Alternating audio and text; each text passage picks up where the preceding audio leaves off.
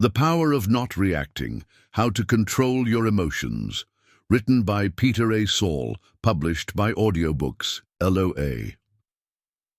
Welcome to Emotional Freedom, Mastering the Power of Not Reacting. Hey there. Are you ready to discover the power of not reacting? If you've ever felt overwhelmed by your feelings, lashed out in anger, or wished you could just control your emotions better, you're in the right place. This isn't just another self-help guide. This is your practical path to emotional control and self-regulation. Imagine a life where you possess true emotional intelligence, where stressful situations don't hijack your peace, and where you can respond thoughtfully instead of reacting impulsively. That's the promise of understanding how to control your emotions.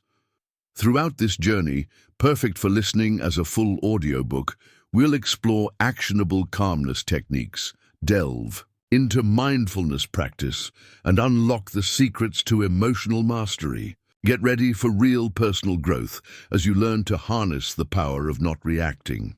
We noticed that 57% of you who listen to our video are not yet subscribed to the channel. Please help support the channel by hitting the subscribe button and liking the video. Thanks for inspiring us to create more content for you. Now let's begin. Chapter 1.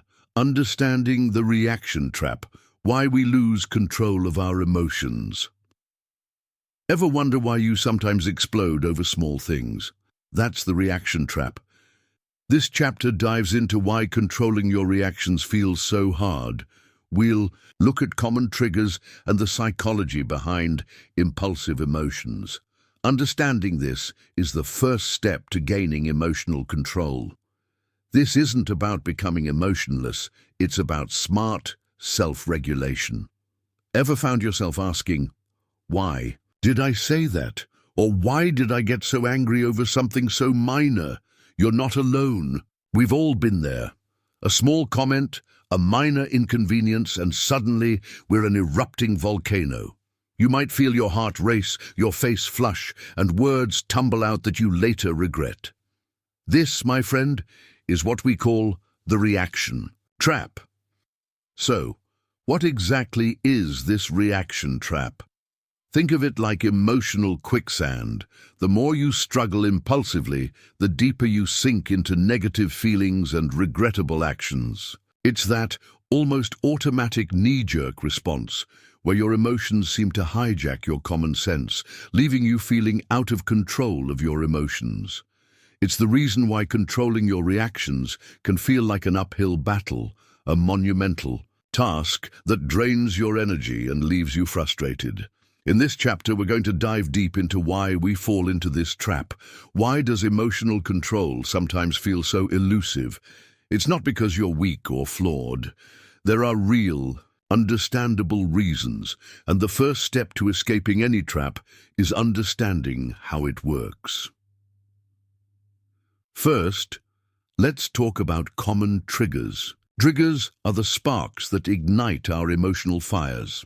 They can be external, like a critical comment from your boss, getting cut off in traffic, a specific person's tone of voice, or even a messy room. Internal. These are more subtle. A painful memory resurfacing, a self-critical thought, I'm not good enough. Physical sensations like fatigue or hunger or an unmet expectation. We all have unique triggers based on our past experiences, beliefs, and current stresses. What barely registers for one person might send another into an emotional tailspin. Recognizing your personal triggers is a cornerstone of achieving lasting emotional self-regulation.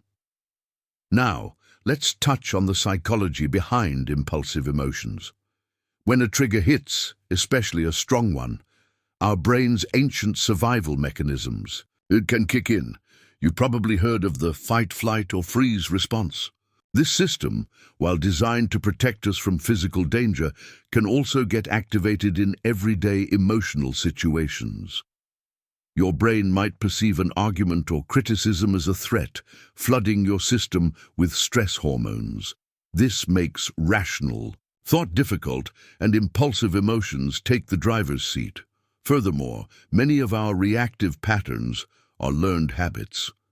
If we grew up seeing adults react explosively, or if reacting impulsively got us attention, even negative attention, in the past, these behaviors can become deeply ingrained. Breaking these habits requires awareness and conscious effort, key components of the power of not reacting. Understanding this isn't about making excuses for poor behavior. It's about empowerment. When you understand the mechanics of the reaction trap, the triggers, the psychological responses, the learned habits, you take the first crucial step towards dismantling it. This knowledge forms the bedrock of genuine emotional control. And let me be crystal clear, our goal here, as we journey through the power of not reacting, isn't to turn you into an emotionless robot. Far from it. Emotions are a vital part of the human experience. They provide information, motivation, and connection. The aim isn't to eliminate your feelings, but to develop smart self-regulation. This means learning to experience your emotions without being controlled by them, to choose your responses wisely, and to navigate life's challenges with greater calm and mental clarity.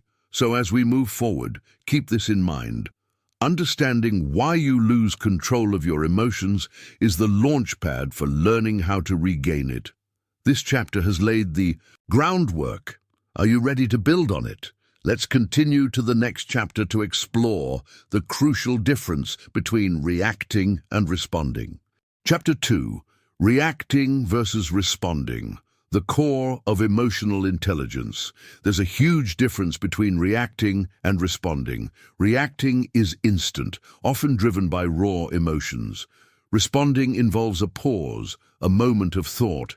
This chapter is all about building that pause, a cornerstone of emotional intelligence and the power of not reacting. You'll learn how to stop reacting and start choosing your actions. Welcome back to The Power of Not Reacting, How to Control Your Emotions. In Chapter 1, we explored the reaction trap and why we sometimes lose control of our emotions. Now, we're going to dissect a fundamental concept that lies at the very heart of emotional control and emotional intelligence: the critical difference between reacting and responding. Think about it.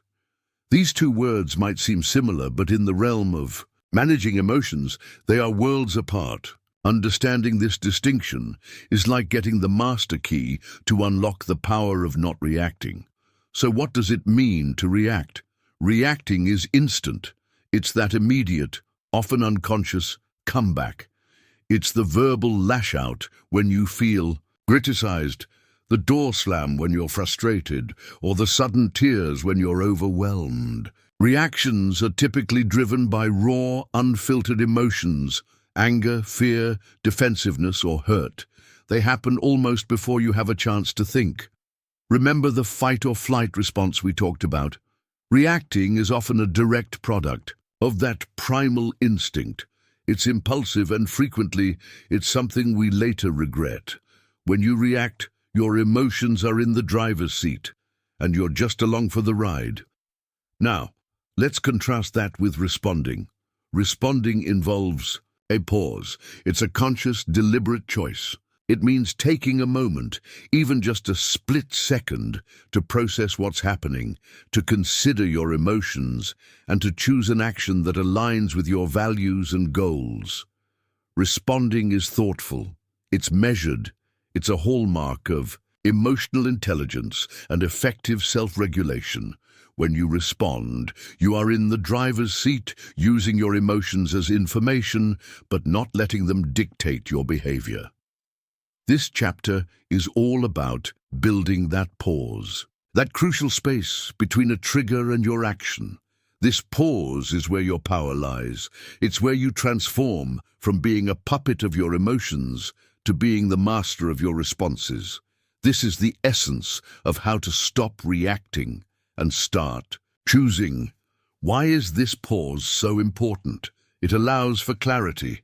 In the heat of the moment, our judgment is often clouded. A pause gives your rational brain a chance to catch up with your emotional brain, allowing for mental clarity. It creates choice. Without a pause, you're on autopilot, defaulting to old, often unhelpful reactive patterns. With a pause, you open up a menu of possible actions. You get to choose how you want to proceed. It reduces regret. How many times have you wished you could take back something you said or did in a moment of reactivity? Responding thoughtfully significantly reduces the likelihood of such regrets. It builds better relationships. Constant reactivity can damage relationships. Thoughtful responses, even in difficult situations, foster understanding, respect, and stronger connections. This is a key aspect of communication skills and conflict resolution. Developing this ability to pause and respond is a cornerstone of emotional intelligence. EQ. People with high EQ aren't devoid of emotions. They are skilled at understanding and managing them, in themselves and in others. They've cultivated the power of not reacting by consistently practicing the art of the pause. So, how do we start building this pause? Awareness is key. The first step is simply noticing when you're about to react. This comes from the self-awareness we discussed in Chapter 1. Simple techniques. We'll explore specific techniques in later chapters, like deep breathing, a fantastic calmness technique, or counting, but for now, just focus on the intention to pause. Practice. Practice. Practice. Like any skill, learning to respond rather than react takes practice. Don't get discouraged if you slip up. Each attempt is a learning opportunity. Moving from a reactive mode to a responsive one is a game changer. It's fundamental to how to control your feelings and ultimately how to control your emotions in a way that serves you rather than sabotages you. It's about taking back your power and shaping your life with intention. This shift isn't just about avoiding negative outcomes. It's about creating positive ones. When you respond thoughtfully, you're more likely to find constructive solutions, communicate effectively, and maintain your inner peace, even when the world around you is chaotic. This is true emotional mastery. As we continue, remember that the journey to mastering the power of not reacting is built on this foundation, cultivating the space to choose your response.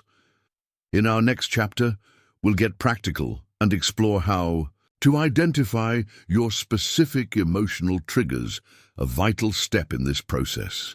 Chapter 3. Identifying your emotional triggers, the first step to emotional control. What sets you off? Is it a specific person, a situation, or even a memory?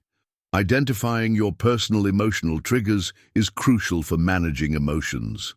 We'll guide you through self-reflection exercises to uncover these hidden landmines, empowering you with self-awareness for better emotional stability. Welcome back to The Power of Not Reacting, How to Control Your Emotions. We've talked about the reaction trap and the crucial difference between reacting and responding. Now, it's time to get personal and practical. To truly gain emotional control and harness the power of not reacting, you need to become a detective of your own inner world. Your mission: to identify your personal emotional triggers. Think of emotional triggers as hidden landmines. You might be walking along just fine, and then boom, something sets you off, and your emotions explode. These triggers are the specific people, situations, words, memories, or even physical sensations that spark intense, often overwhelming emotional reactions within you. Identifying them is not just important, it's crucial for managing emotions effectively. It's the very first, non-negotiable step towards building emotional stability. Why is this so vital? Because you can't manage what you don't understand. If you're constantly being blindsided by your emotions, it's likely because you're unaware of what's secretly pushing your buttons. Once you know your triggers, you're no longer in the dark. You can anticipate them, prepare for them, and develop strategies to navigate them without falling into the reaction trap. This is where self-awareness becomes your superpower. So, how do you start uncovering these hidden landmines? This requires some honest self-reflection and a willingness to observe yourself without judgment. Let's explore some practical ways. Reflect on past reactions. Think back to recent times when you felt a strong, perhaps regrettable, emotional reaction. Ask yourself, what was happening right before I felt that way? Who was I with? What was being said or done? What thoughts were going through my mind? Where was I? What time of day was it? Sometimes fatigue or hunger can be contributing factors, making us more susceptible to triggers. Was there a particular topic of conversation that set me off? Jot these down. Look for patterns. This isn't about blaming others. It's about understanding your internal responses. This is a core exercise for anyone wanting to learn how to control their feelings. Keep an emotion log or journal. For a week or two, make a conscious effort to note down moments when you experience strong emotions. For each instance, record the situation, a brief description of what was happening. The emotions, be specific. Was it anger, frustration, sadness, anxiety, shame, jealousy? We'll talk more about labeling emotions later. The intensity, rate the emotion on a scale of 1 to 10. Your thoughts. What were you thinking right before and during the emotional surge? Your physical sensations. Did your heart race? Did your stomach clench? Did you feel hot? Your reaction. What did you say or do? The potential trigger. Based on all this, what do you think triggered the emotion? This kind of detailed tracking can reveal surprising patterns and help you pinpoint triggers you weren't even aware of. It's a powerful tool for emotional self-regulation. Pay attention to physical cues. Often, your body will signal an emotional trigger before your conscious mind fully registers it. Do you notice your jaw tightening when your partner brings up a certain topic? Does your breathing become shallow when you have to give a presentation? These physical responses are valuable clues. Learning to recognize them can give you an early warning system, allowing you to deploy your calmness techniques before the emotion fully takes hold. This is a key aspect of mindfulness practice. Consider your unmet needs and past wounds. Sometimes, our strongest triggers are linked to deeper unresolved issues. Unmet needs. Do you feel unheard, disrespected, unloved, or unsafe? Situations that touch on these core unmet needs can be powerful triggers. Past wounds, experiences of trauma, loss or significant hurt can leave us sensitive to anything that reminds us, even subtly, of those past events. A seemingly innocent comment might trigger a disproportionate reaction if it taps into an old wound. Exploring these deeper layers might require more profound self-reflection, and sometimes the support of a therapist can be invaluable. But even acknowledging their potential influence is a step towards emotional control. Common categories of triggers to look for: criticism or judgment, feeling attacked or put down, feeling ignored or dismissed.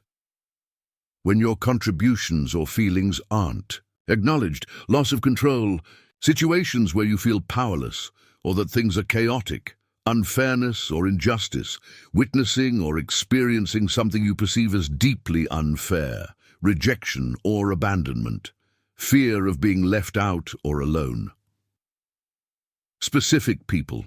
Sometimes, just the presence of a certain individual can be a trigger due to past history. Memories and anniversaries, dates or reminders of difficult past events. Remember, the goal of identifying your emotional triggers isn't to avoid them entirely. That's often impossible and can lead to a very limited life. The goal is to recognize them so you can choose how to respond. It's about disarming the landmines, not trying to clear the entire field. This process of self-discovery empowers you.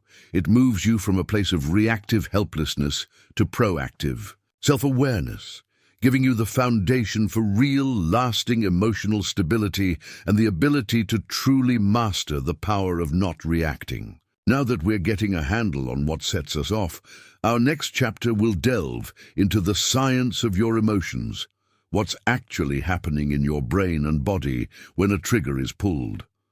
Understanding this can further demystify the process and bolster your control. Chapter 4. The Science of Your Emotions. What happens when you get triggered? Let's get a little scientific, but keep it simple. Understand the fight or flight response and how chemicals in your brain influence your emotions. Knowing this can demystify why you feel intense urges to react, making it easier to implement self-control strategies. This is key to how to control your feelings. Welcome back to The Power of Not Reacting, How to Control Your Emotions. In the last chapter, we focused on the crucial task of identifying your personal emotional triggers.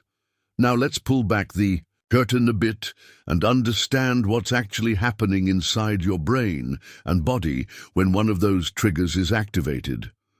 We're going to get a little scientific, but don't worry, we'll keep it simple and straightforward. Because understanding the why behind your intense urges to react can be incredibly empowering and make it much easier to implement effective self-control strategies.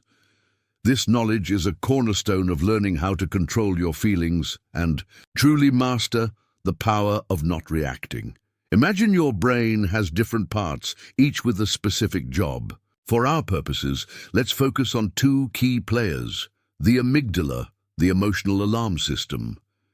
Think of the amygdala as your brain's highly sensitive smoke detector or alarm system.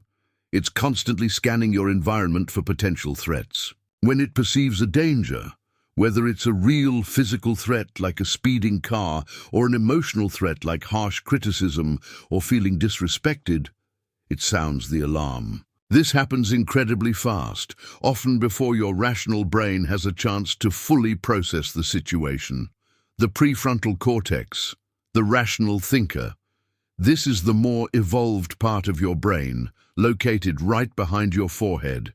It's responsible for higher-level thinking, problem-solving, decision-making, impulse control, and emotional regulation. It's the part that can say, "Hold on, let's think this through." Now, what happens when an emotional trigger is pulled? The amygdala hijack and the fight-or-flight response. When your amygdala perceives a threat, your trigger, it can sometimes hijack your rational brain. It sends out an emergency signal, activating your body's fight-or-flight response, or sometimes freeze, or even fawn. This is an ancient survival mechanism designed to prepare you to confront danger or escape it. Here's what happens in your body almost instantaneously. Adrenaline and cortisol surge.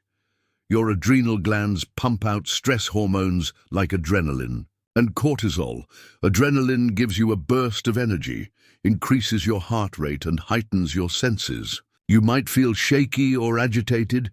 Cortisol, the primary stress hormone, prepares your body for sustained effort. Increased heart rate and blood pressure. Your heart beats faster to pump more blood to your muscles. Rapid breathing, you start breathing more quickly to take in more oxygen. Muscle tension, your muscles tense up, ready for action. Sharpened senses, tunnel vision. Your senses might become hyper-focused on the perceived threat, sometimes leading to tunnel vision where you miss other important information.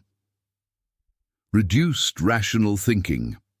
Blood flow is diverted away from the prefrontal cortex, your rational thinker, towards the parts of the brain and body needed for immediate survival. This is why it's so hard to think clearly or make good decisions when you're highly emotional. Your amygdala is essentially shouting louder than your prefrontal cortex. This whole cascade of physiological changes is what creates those intense urges to react, to lash out, fight, to withdraw or avoid, flight, or to simply shut down, freeze. Your body is primed for immediate action, not for thoughtful consideration. This is why controlling your reactions can feel like swimming against a powerful current when you're triggered. Brain chemicals and your mood, beyond the immediate stress response. Other brain chemicals or neurotransmitters also play a significant role in your baseline mood and how easily you might be triggered. Serotonin. Often called the feel-good chemical, serotonin helps regulate mood, sleep, and appetite. Low levels can be linked to irritability and a lower threshold for frustration. Dopamine, associated with pleasure, motivation, and reward. Imbalances can affect your emotional responses. Norepinephrine, similar to adrenaline, it plays a role in alertness and the stress response. Things like chronic stress, poor sleep, diet, and even genetics can influence the balance of these chemicals, making you more or less susceptible to emotional reactivity. Why knowing this science helps you control your emotions. Understanding this amygdala hijack and the physiological storm that follows can be incredibly demystifying. It normalizes the experience. You realize you're not crazy or broken for having intense emotional reactions. It's a natural, albeit sometimes unhelpful, biological process. It creates distance. Knowing it's a physiological response can help you step back and observe it, rather than being completely consumed by it. You can say, my amygdala is firing. Right now, it highlights the need for a pause. It underscores why that pause we talked about in Chapter 2 is so critical. You need to give your prefrontal cortex time to come back online and regain control from the amygdala. It informs your strategies. Techniques like deep breathing, which we'll cover soon, directly impact your physiological state, helping to calm the fight-or-flight response. So the next time you feel that sudden surge of intense emotion, that overwhelming urge to react, remember what's happening under the hood. Your brain's alarm system has been triggered. This isn't an excuse to let your emotions run wild, but rather a deeper understanding that empowers you to implement self-control strategies more effectively. It's a key piece of the puzzle in learning how to control your feelings and master the power of not reacting. Armed with this scientific insight, we're now even better prepared to explore practical techniques for managing these powerful responses. In the next chapter, we'll dive into the simple yet profound power of the pause. Chapter 5, The Power of the Pause, Creating Space Before You React. This is where the power of not reacting truly begins. Learn simple techniques to create a mental pause button. Even a few seconds can be the difference between regret and composed emotional self-regulation. This is a fundamental calmness technique. Welcome back to The Power of Not Reacting, How to Control Your Emotions. We've identified our triggers and understood the science behind our emotional reactions. Now, we arrive at a truly pivotal moment in our journey, harnessing the power of the pause. This, right here, is where the power of not reacting truly begins to take shape in your daily life. This chapter is all about learning simple, actionable techniques to create a mental pause button, giving you that crucial space between a trigger and your action. Even a few precious seconds can be the difference between a reaction you regret and composed emotional self-regulation. This is a fundamental calmness technique and a cornerstone of emotional control.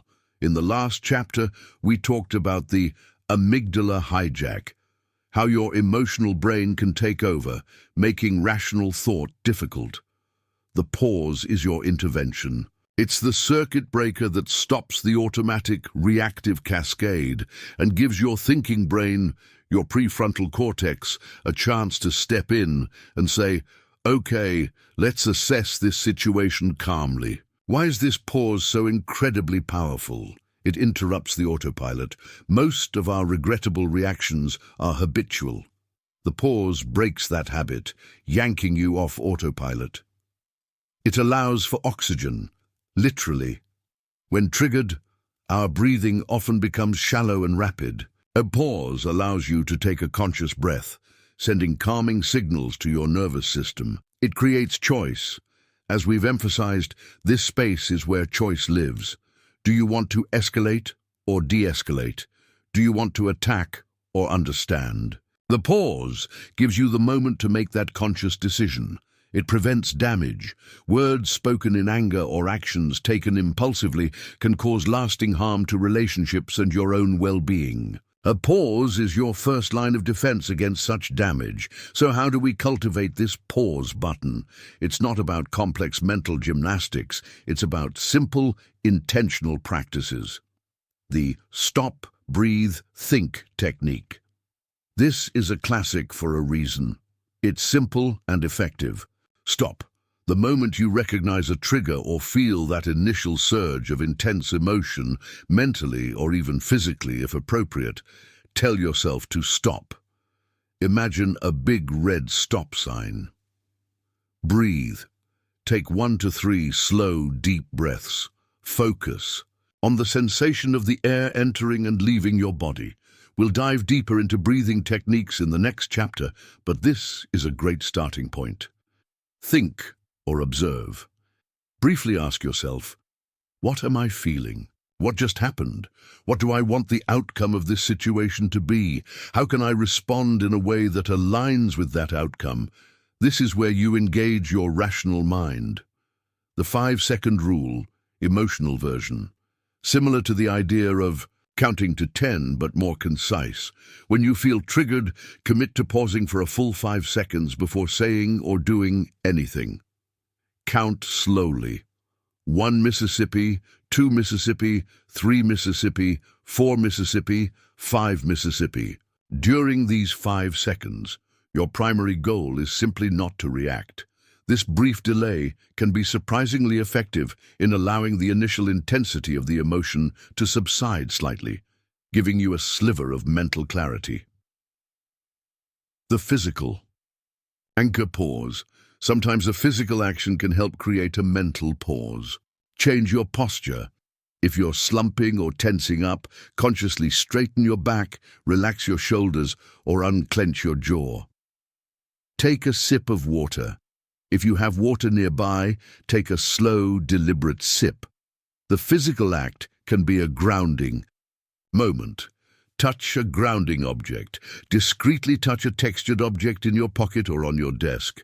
Focus on the sensation for a moment. The what would wise person do?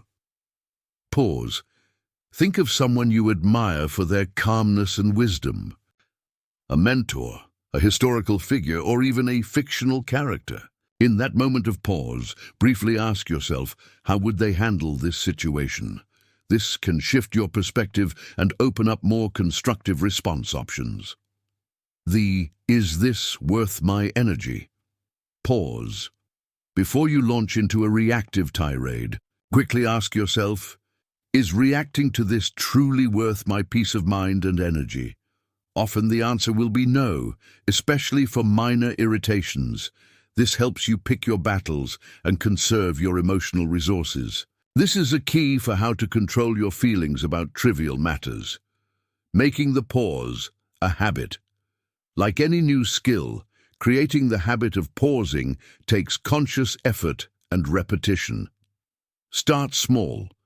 Don't expect to perfectly pause in every highly charged situation right away. Practice with minor annoyances first. Be patient with yourself. You will slip up. You will react impulsively sometimes. When that happens, don't beat yourself up. Acknowledge it, learn from it, and recommit to practicing the pause next time. This is part of developing emotional resilience. Celebrate small wins. When you successfully pause and choose a better response, acknowledge it. Give yourself a mental pat on the back. This reinforces the new behavior. This power of the pause is not about suppressing your emotions. It's about creating enough space to acknowledge them without being swept away by them. It's about moving from a state of being a victim of your impulses to becoming the conscious director of your actions. This simple act of creating space is fundamental to self-regulation and the entire philosophy of the power of not reacting. It's your gateway to calmer interactions, better decisions, and a more peaceful inner state. Now that we've established the critical importance of the pause, let's equip ourselves with one of the most powerful tools to use during that pause, mastering your breath. That's coming up in Chapter 6. Chapter 6, Master Your Breath, Simple Breathing Techniques for Instant Calmness. Your breath is a powerful tool for emotional control. This chapter introduces easy-to-learn breathing exercises, think mindfulness meditation basics, that can instantly lower stress and help you regain composure. These are essential stress reduction techniques. Welcome back to The Power of Not Reacting: How to Control Your Emotions. In our last chapter, we unlocked the power of the pause, that crucial moment of space before you react. Now we're going to explore one of the most potent tools you can use within that pause to achieve instant calmness and regain emotional control. Your breath. Yes, something as simple and natural as breathing is an incredibly powerful, accessible, and immediate tool for managing emotions and reducing stress. This chapter introduces easy-to-learn breathing exercises. Think of them as the foundational basics of mindfulness meditation that can instantly lower stress levels and help you regain composure. These are essential stress reduction techniques for anyone serious about mastering the power of not reacting. You might be wondering, how can something I do all day without thinking possibly have such a big impact on my emotions? Well, remember in Chapter 4 when we talked about the fight-or-flight response? When you're triggered, your breathing automatically becomes shallow and rapid. This signals danger to your brain and body, keeping that stress response active, conscious. Breathing does the opposite. By intentionally slowing down and deepening your breath, you send a powerful message to your nervous system that says, "It's okay, you can relax, the threat has passed." This helps to deactivate the stress response, calm your racing heart, lower your blood pressure, and bring your prefrontal cortex, your rational thinking brain, back online. It's a direct line to your physiological state, making it a cornerstone of emotional self-regulation. Let's explore a few simple yet highly effective breathing techniques you can use anytime, anywhere. The simple deep breath, the foundation. This is the most basic yet incredibly effective technique. How to do it?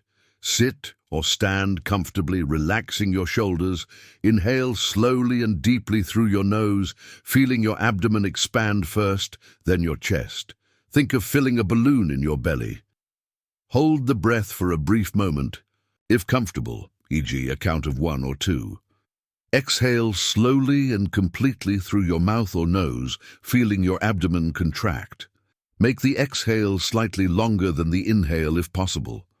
When to use it? Anytime you feel tension rising, before a difficult conversation, or when you just need a moment of mental clarity. Even 1 or 2 deep breaths can make a difference. Box breathing or square breathing. This technique is popular with Navy SEALs for its ability to induce calm and focus under pressure. It involves 4 equal parts. How to do it?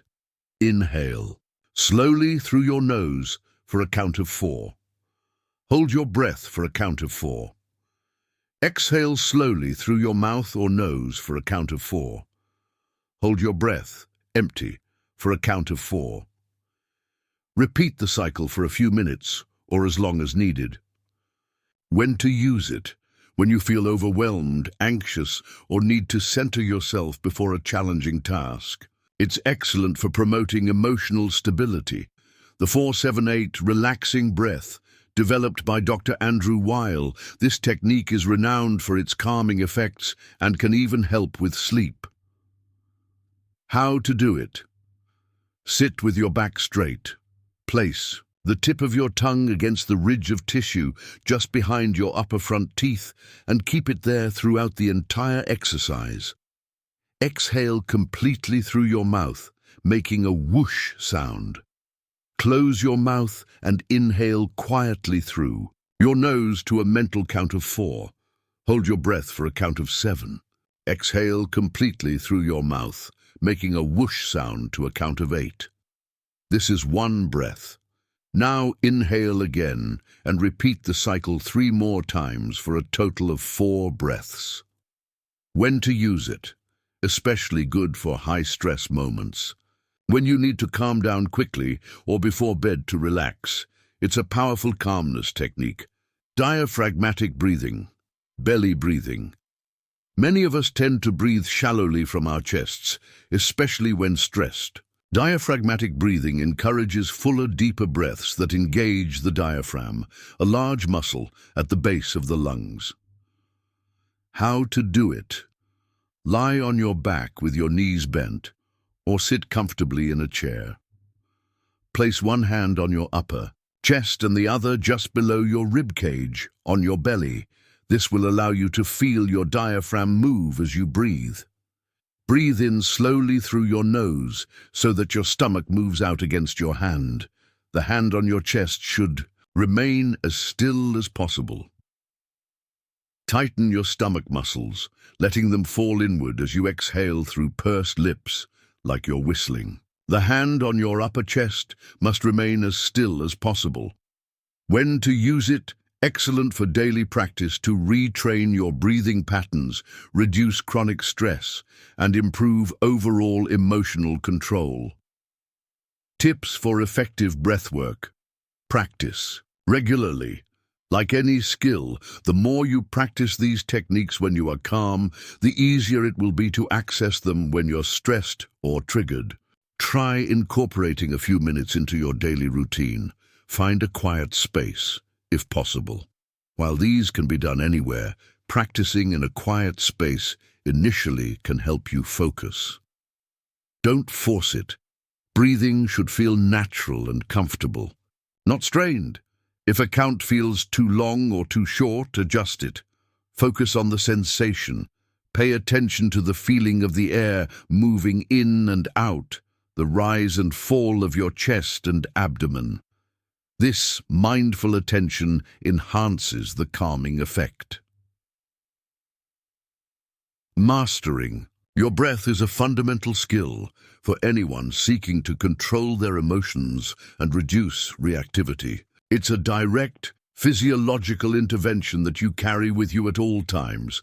It doesn't require any special equipment, just your attention and a willingness to practice. By integrating these simple breathing exercises into your life, you're equipping yourself with a powerful tool for instant calmness and laying a strong foundation for the power of not reacting. With the power of the pause and the calm of conscious breathing now in your toolkit, we're ready to explore how to bring a broader sense of mindfulness into your everyday life for sustained emotional stability. That's coming up in Chapter 7. Chapter 7. Mindfulness in Minutes, Daily Practices for Emotional Stability. Mindfulness practice isn't about hours of meditation. Discover quick, effective mindfulness exercises you can integrate into your day for lasting emotional stability and better stress management. This is a core part of how to master your emotions. Welcome back to The Power of Not Reacting, How to Control Your Emotions. We've explored the pause, and we've dived into the power of conscious breathing as immediate tools for calmness. Now, we're going to broaden our scope and talk about mindfulness. When many people hear mindfulness, they might picture someone sitting cross-legged in silent meditation for an hour. And while formal meditation is a valuable practice, mindfulness practice for everyday emotional control isn't necessarily about hours of sitting. It's about bringing a particular kind of awareness to your present moment, and you can do it in minutes. In this chapter, you'll discover quick, effective mindfulness exercises you can seamlessly integrate into your busy day for lasting emotional stability and significantly better stress management. This is a core part of how to master your emotions and strengthen the power of not reacting. So what exactly is mindfulness in simple terms? Mindfulness means paying attention on purpose in the present moment without judgment. Let's break that down. Paying attention, deliberately focusing your awareness. On purpose, you're choosing to do it. It's intentional. In the present moment, not dwelling on the past or worrying about the future, but being right here, right now, without judgment. This is key. It means observing your thoughts, feelings, and sensations as they are, without labeling them as good or bad, right or wrong. You're just noticing. How does practicing mindfulness help with emotional control and the power of not reacting increases? Self-awareness. By regularly tuning into your present moment experience, you become more familiar with your thoughts, your typical emotional patterns, and the early warning signs of an emotional trigger. Create space. Mindfulness helps you see that you are not your thoughts and you are not your emotions. You are the observer of them. This creates a crucial space between stimulus and response, allowing for more thoughtful action. Reduces reactivity. When you practice observing your emotions without immediately getting swept away by them, you lessen their power over you. You learn to let them come and go, like clouds in the sky, without needing to react to every single one. Improves focus. Regular mindfulness can sharpen your concentration, which is helpful in all areas of life, including managing difficult conversations. Lowers stress. Numerous studies show that mindfulness can reduce stress, anxiety, and symptoms of depression by calming the nervous system.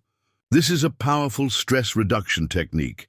Here are some mindfulness in minutes practices you can easily weave into your day. Mindful moments in daily routines. You don't need to set aside extra time for this. Simply bring mindful attention to activities you already do. Mindful brushing. As you brush your teeth, pay attention to the sensation of the bristles, the taste of the toothpaste, the movement of your hand. When your mind wanders, gently bring it back. Mindful showering. Feel the water on your skin, the scent of the soap, the sound of the water. Mindful eating, drinking. Take a few moments to truly savor your coffee, tea, or a meal. Notice the aroma, the temperature, the taste, the texture. Eat without distractions like your phone or TV for just a few bites. Mindful walking, weather. It's walking to your car or down a hallway. Notice the sensation of your feet on the ground, the movement of your body, the sights and sounds around you. The 1-minute mindful check-in. Set a reminder on your phone a few times a day to do this. How to do it. Stop what you're doing. Take 1 or 2 gentle, deep breaths. Ask yourself, what am I experiencing right now? Briefly notice your thoughts without getting lost in them. Notice your emotions without judging them. Notice any physical sensations in your body, tension, relaxation, etc. Simply acknowledge whatever is there, then gently return to your day. This helps you stay connected to yourself and can prevent small stresses from building up unnoticed. It's a great tool for emotional self-regulation. Mindful listening. When someone is talking to you, practice truly listening. How to do it. Put away distractions. Make eye contact. Focus entirely on what the other person is saying, both their words and their non-verbal cues, without planning your response. If your mind wanders, gently bring it back to listening.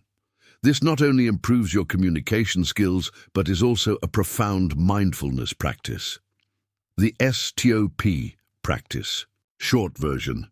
This is a quick reset you can use when you feel overwhelmed or triggered. Is in, stop, pause whatever you're doing. T, take a breath. Focus on 1 or 2 conscious breaths. O. Observe. Briefly notice your thoughts, feelings, and bodily sensations without judgment. P. Proceed. Continue with your day, perhaps, with a renewed sense of awareness or a more intentional response. Tips for your mindfulness in minutes. Practice. Be gentle and non-judgmental. Your mind will wander. That's what minds do. When it happens, gently guide your attention back without criticizing yourself. The act of noticing your mind has wandered and bringing it back is the practice. Consistency over duration. A few minutes of mindfulness practiced consistently throughout the day can be more beneficial than one long, infrequent session. Start small. Pick 1 or 2 simple practices to begin with. It's not about emptying your mind.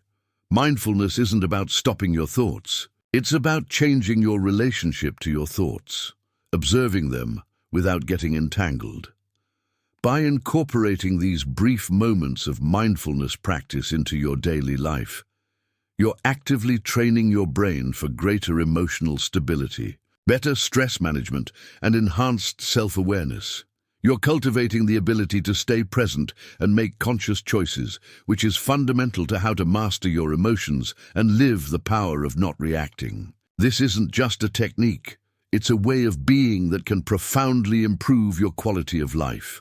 Now that we're learning to be more present and aware, our next step is to get even more specific with our feelings.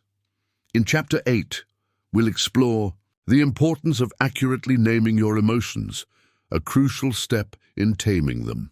Chapter 8, Name It to Tame It, the importance of labeling your emotions. Can you accurately identify what you're feeling? Anger, frustration, sadness, anxiety.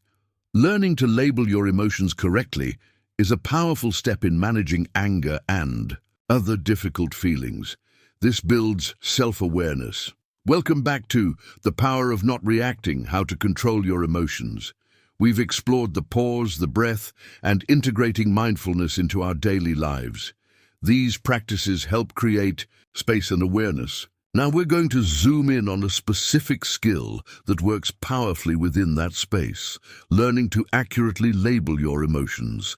It's a concept sometimes called name it to tame it, and it's a surprisingly potent step in managing anger, frustration, anxiety, and any other difficult feeling you might experience. This practice is fundamental for building deeper self-awareness and enhancing your emotional control. Think about it. How often do you just feel bad, upset, or stressed without really pinpointing the precise emotion at play? Many of us have a limited vocabulary for our inner experiences, but being able to accurately identify and name what you're feeling. Am I feeling angry, or is it more like irritated? Am I sad, or perhaps disappointed? Is this anxiety or simply nervousness about an upcoming event? Can make a huge difference. Why is labeling your emotions so effective? It reduces intensity. Neurological studies have shown that simply putting a label on an intense emotion can decrease activity in the amygdala, our brain's alarm system, and increase activity in the prefrontal cortex, our rational thinking center. In other words, naming the feeling helps to calm it down. It's like shining a light on a scary shadow. It often becomes less intimidating once you see it clearly. It creates psychological distance. When you label an emotion, for example, saying to yourself, "I am feeling anger right now," you subtly separate yourself from the feeling. You are not anger, you are experiencing anger. This distinction provides a little bit of distance, allowing you to observe the emotion rather than being completely consumed by it. This is crucial for the power of not reacting. It improves understanding and clarity. Different emotions signal different needs and call for different responses. If you mislabel your feeling, say you think you're angry when you're actually scared, you might respond in a way that doesn't address the underlying issue. Correctly identifying the emotion gives you better information about what's really going on and what you might need. This is key to effective emotional self-regulation. It facilitates communication. If you can clearly articulate your emotions to yourself, you're much better equipped to communicate them effectively to others, if you choose to. Saying, "I feel frustrated when X happens," is much more constructive than a vague, "I'm upset." This directly impacts your communication skills. So how can you get better at labeling your emotions? Expand your emotional vocabulary. Many people operate with just a few basic emotion words: happy, sad, angry, scared.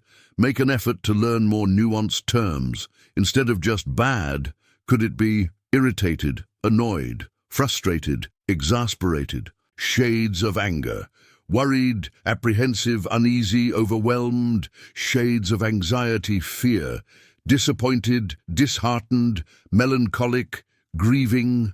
Shades of sadness: embarrassed, ashamed, guilty, remorseful. Look up lists of emotion words online or in books. About emotional intelligence: the more words you have, the more accurately you can describe your inner landscape. Practice affect labeling. During your mindful check-ins. When you do those 1-minute mindful check-ins we discussed in Chapter 7, make a point of trying to put a specific name to any emotions you detect. Don't judge it, just name it. Okay, I'm noticing a feeling of impatience. Reflect after an emotional episode. Once an intense emotional reaction has passed, take a moment to reflect. What exactly was I feeling then? Was it pure anger, or was there also fear or hurt mixed in? This retrospective analysis helps you learn for the future. Use an emotion wheel. These are visual tools that can help you drill down from a general feeling to more specific ones. You can find many examples online. They usually start with core emotions in the center and branch out to more nuanced variations. Pay attention to physical sensations. As we've discussed, different emotions often have distinct physical signatures. A clenched jaw and heat might signal anger, while a racing heart and butterflies in the stomach might indicate anxiety. Learning to connect these physical cues with specific emotion labels can improve your accuracy. This is a vital part of how to control your feelings because it connects mind and body. Don't strive for perfection, aim for good enough. Sometimes you might not find the perfect word, and that's okay. The act of trying to name the emotion is often more important than getting the label absolutely perfect. The effort itself engages your thinking brain. Learning to accurately label your emotions is a foundational skill for emotional mastery. It's not about overthinking or analyzing every feeling to death.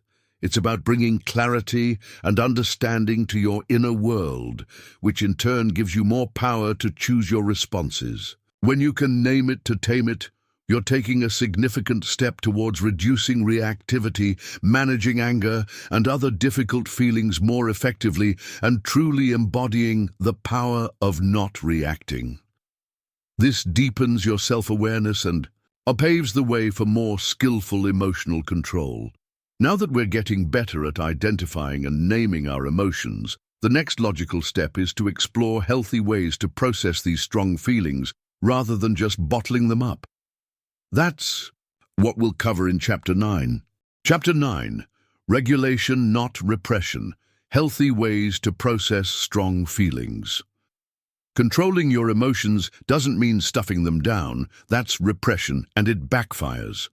This chapter focuses on healthy emotional self-regulation, allowing you to acknowledge and process feelings without being overwhelmed. This is vital for genuine emotional control. Welcome back to The Power of Not Reacting, How to Control Your Emotions.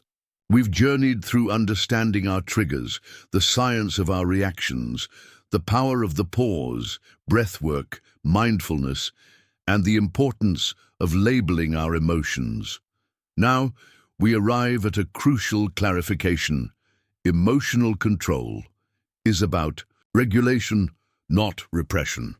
This distinction is absolutely vital for genuine, sustainable emotional mastery and is at the heart of the power of not reacting. Many people misunderstand what it means to control your emotions. They think it means becoming a stoic, unfeeling individual, someone who stuffs their feelings down, puts on a brave face, and pretends nothing bothers them. That, my friends, is repression, and let me tell you, repression backfires. Big time. Think of repressed emotions like a beach ball you're trying to hold underwater. It takes a lot of energy, and eventually that ball is going to pop up, often with surprising force and at an unexpected moment. Suppressed feelings don't just disappear, they fester. They can lead to increased stress and anxiety, physical symptoms, like headaches or digestive issues, sudden, unexplained emotional outbursts, the beach ball effect, difficulty forming genuine connections with others, a diminished sense of vitality and joy. So, if controlling your emotions isn't about repression, what is it? It's about healthy emotional self-regulation. Emotional self-regulation means acknowledging your feelings, recognizing and accepting that you are experiencing an emotion without judgment, understanding your feelings, trying to get a sense of what the emotion is telling you, as we discussed with labeling. Choosing how to express your feelings, deciding on a constructive way to deal with the emotion rather than letting it dictate your actions impulsively. Modulating the intensity and duration of your feelings. Learning to dial down overwhelming emotions to a more manageable level and not letting them linger unnecessarily. This chapter focuses on those healthy ways to process strong feelings, allowing you to acknowledge them and work through them without being overwhelmed or resorting to impulsive reactions. Here are some healthy strategies for processing strong emotions. Acceptance and validation. Self-compassion in action. Before you can process an emotion, you have to accept that it's there. Tell yourself it's okay to feel angry, sad, anxious, etc. right now. Validate your feeling. Given what happened, it makes sense that I'm feeling this way. This isn't about agreeing with the destructive impulse. It's about acknowledging the legitimacy of the underlying feeling. This is a form of self-compassion. Expressive writing or journaling. Writing down your thoughts and feelings can be incredibly therapeutic. How to do it? Don't worry about grammar or punctuation. Just let your thoughts and emotions flow onto the page. You can write about what happened, how you feel, what you wish had happened, or what you're afraid of. This provides a safe outlet and can help you gain clarity and perspective. It's a powerful tool for managing anger and other intense feelings. Talking it through with a trusted person, sharing your feelings with a supportive friend, family member, or therapist can make a world of difference. Choose wisely. Pick someone who is a good listener, non-judgmental, and can offer constructive support, not someone who will just fuel your reactivity. Verbalizing your emotions can help you process them and feel less alone. This is where good communication skills come into play from both sides. Physical release, constructive outlets. Strong emotions, especially anger and frustration, often come with a lot of physical energy. Finding healthy ways to release that energy is crucial. Exercise. Go for a run, hit a punching bag, dance, do some vigorous cleaning. Creative expression, channel the emotion into art, music, or another creative pursuit. Crying. Tears can be a natural and healthy release for sadness, grief, and even overwhelming frustration. Mindfulness and observation revisited. As we discussed, mindfulness allows you to observe your emotions without getting entangled. Sit with the feeling for a few moments. Notice where you feel it in your body. Watch it rise and fall like a wave without needing to act on it. This helps you realize that feelings are temporary. This is a core mindfulness practice for emotional stability. Problem solving when appropriate. Sometimes an emotion is signaling a problem that needs to be addressed. Once the initial intensity has subsided, using techniques like pausing and breathing, ask yourself, is there something constructive I can do about the situation that triggered this feeling? If so, focus on solutions rather than dwelling on the problem or the feeling itself, setting time limits for wallowing for certain emotions. It's okay to feel sad or disappointed, but sometimes we can get stuck in these feelings. Allow yourself a set amount of time to fully feel and process the emotion, e.g., I'll give myself this evening to feel sad about this. Then make a conscious effort to shift your focus or engage in an uplifting activity. Remember, the goal of emotional self-regulation isn't to feel good all the time. It's to feel your emotions authentically and manage them effectively so they don't derail your life or harm your relationships. It's about having a toolkit of healthy coping mechanisms rather than defaulting to repression or explosive reactivity. This is what genuine emotional control looks like. A dynamic, responsive, and healthy relationship with your inner world. This is fundamental to the power of not reacting. Processing our emotions internally is vital, but often our feelings arise in the context of interactions with others. In the next chapter, we'll explore how our choice of words, specifically using I statements, can help us communicate our feelings constructively and de-escalate potentially reactive situations. Chapter 10. I statements versus you statements. Communication for de-escalation. When emotions run high, words matter. Learn to use I statements to express your feelings without blaming others. This improves communication skills and is a key conflict resolution tool crucial when you want to stop overreacting. Welcome back to the power of not reacting, how to control your emotions. We've been building a strong internal foundation for emotional control, learning how to process our feelings in healthy ways.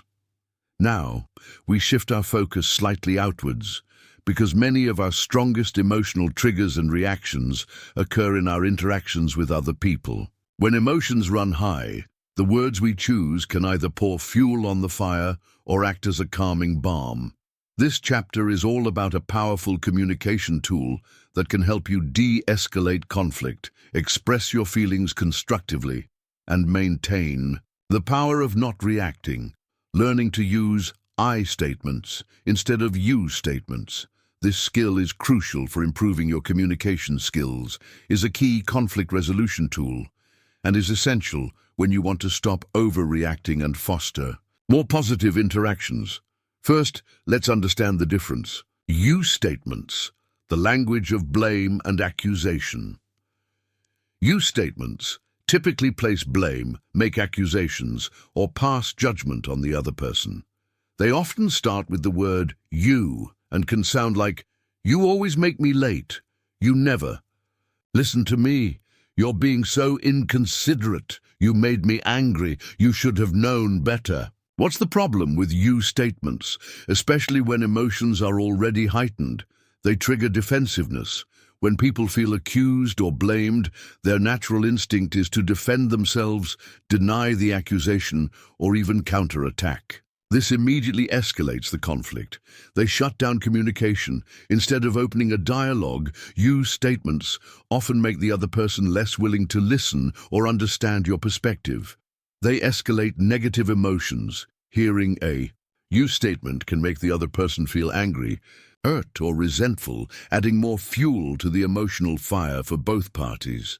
They shift focus away from your feelings. Ironically, while you might be trying to express how you feel, you statements focus on the other person's alleged wrongdoing rather than your own internal experience. I statements, the language of personal experience and responsibility.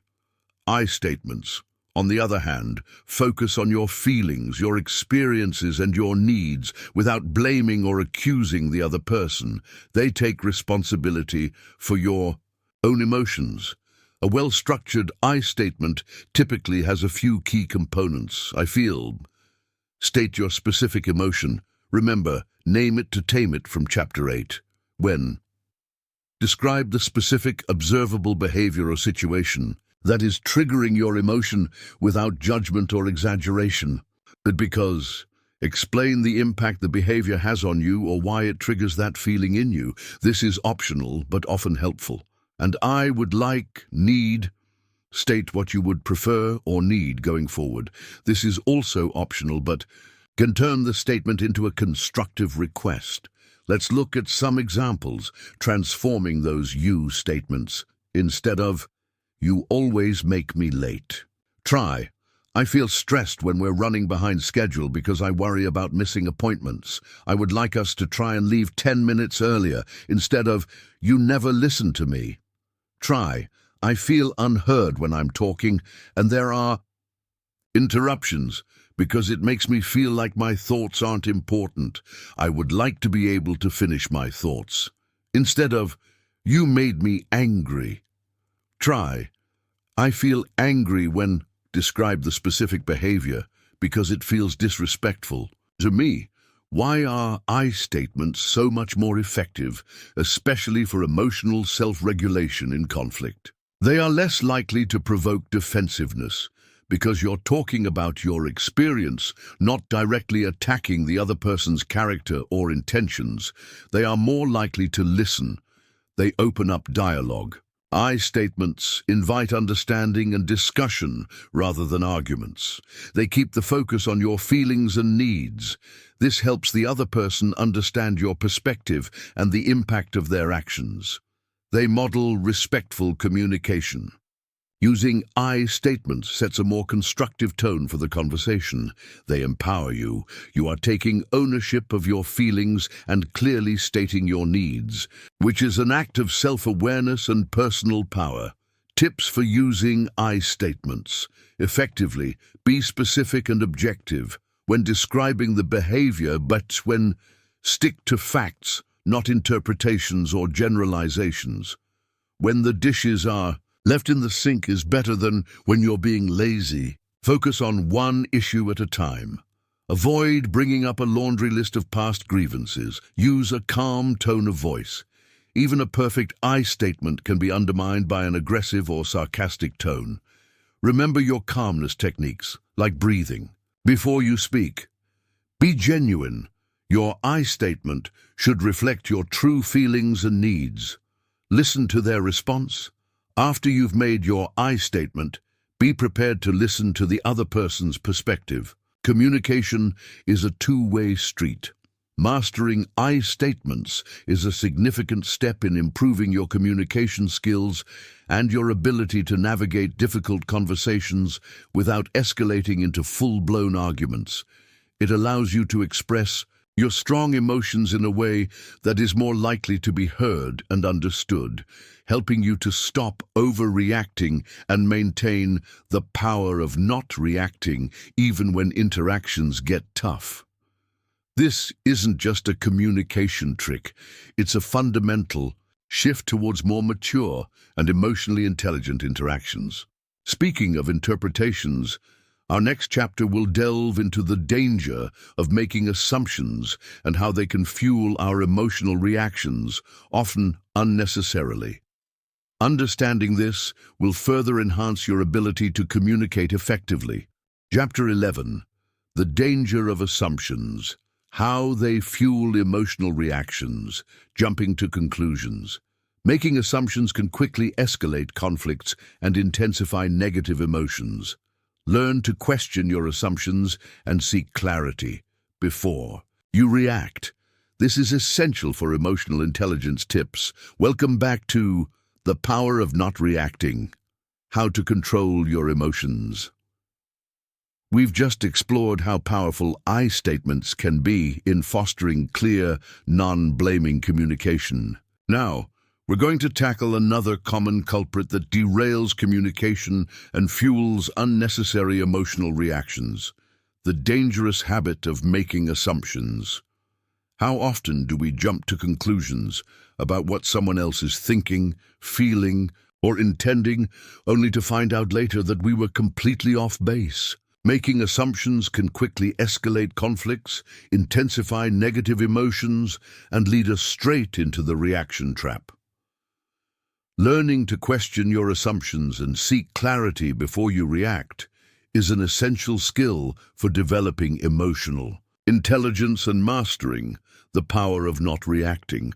What exactly is an assumption in this context? It's when you accept something as true or as certain to happen, without proof. It's filling in the blanks with your own interpretations, often based on past experiences, fears, or insecurities, rather than on concrete evidence from the current situation. Consider these common scenarios where assumptions can lead to trouble. Assuming negative intent, your colleague doesn't say hello in the hallway. You might assume they're mad at me or they're so rude. The reality? They might have been preoccupied, didn't see you, or were having a bad day themselves. Your assumption of negative intent immediately colors your emotional state. Mind reading. You assume you know what someone else is thinking or feeling without them actually saying it. I know they think my idea is stupid, even though they haven't said anything. This can lead to defensiveness or withdrawal based on a purely imagined scenario. Fortune telling. You assume you know how something will turn out, often negatively. This presentation is going to be a disaster, or they're definitely going to say no to my request. This can create anticipatory anxiety and make you less likely to even try. Generalizing from past experiences. My last boss was always critical, so this new boss probably is too. This assumption prevents you from seeing the current situation or person clearly. Why are assumptions so dangerous when it comes to emotional control? They create false realities. Assumptions are often fictions we create in our own minds.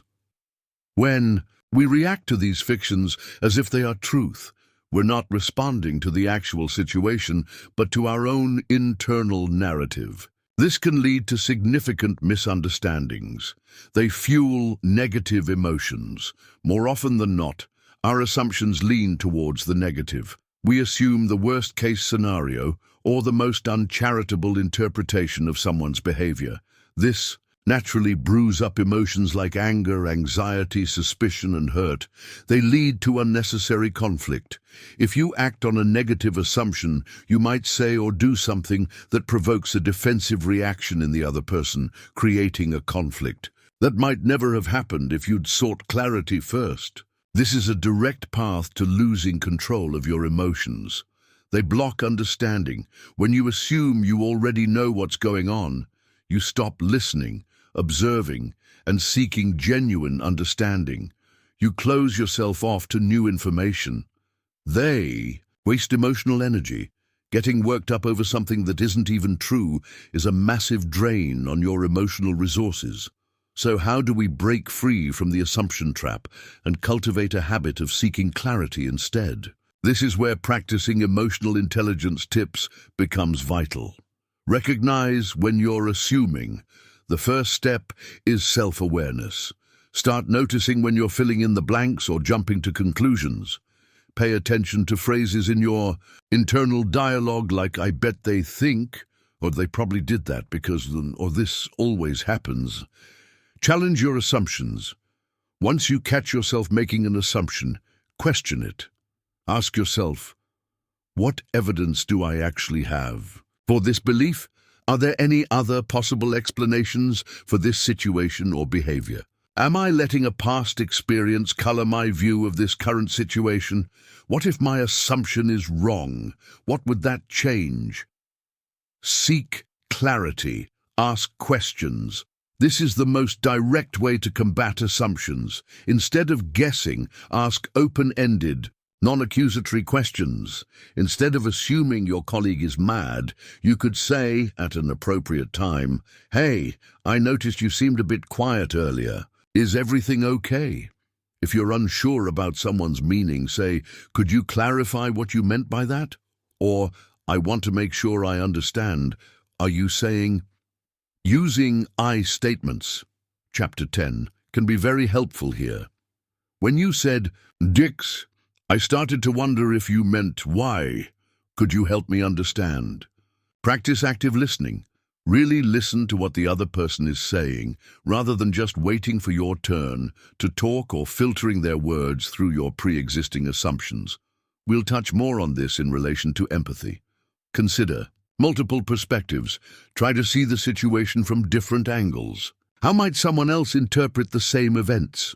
This broadens your understanding and makes you less likely to cling to a single, potentially flawed assumption.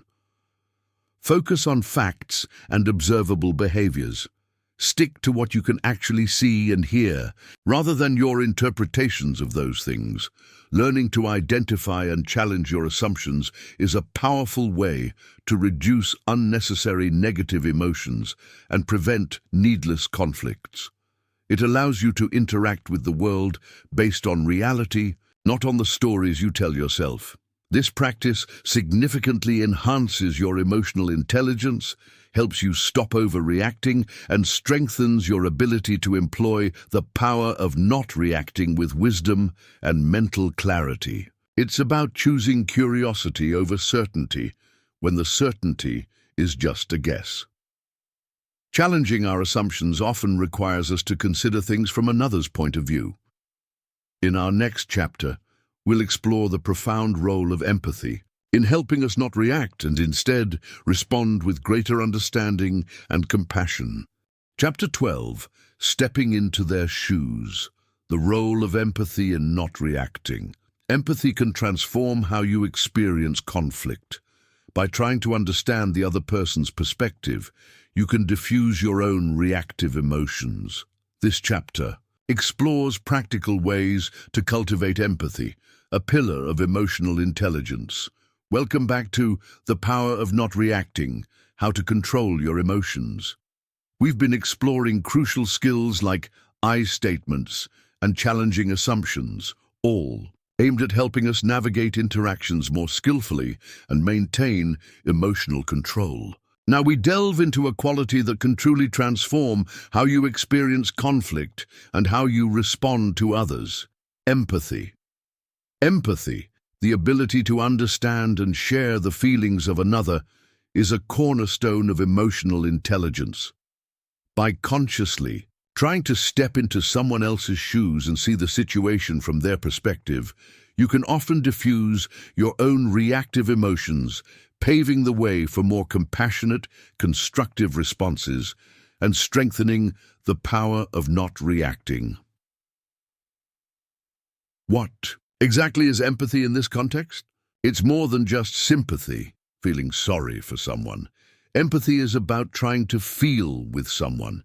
It involves perspective. Taking. Actively imagining what it might be like to be the other person in their situation, with their background, their beliefs, and their current pressures. Recognizing emotions in others, being able to pick up on verbal and non-verbal cues that indicate how someone else is feeling. Communicating. Understanding.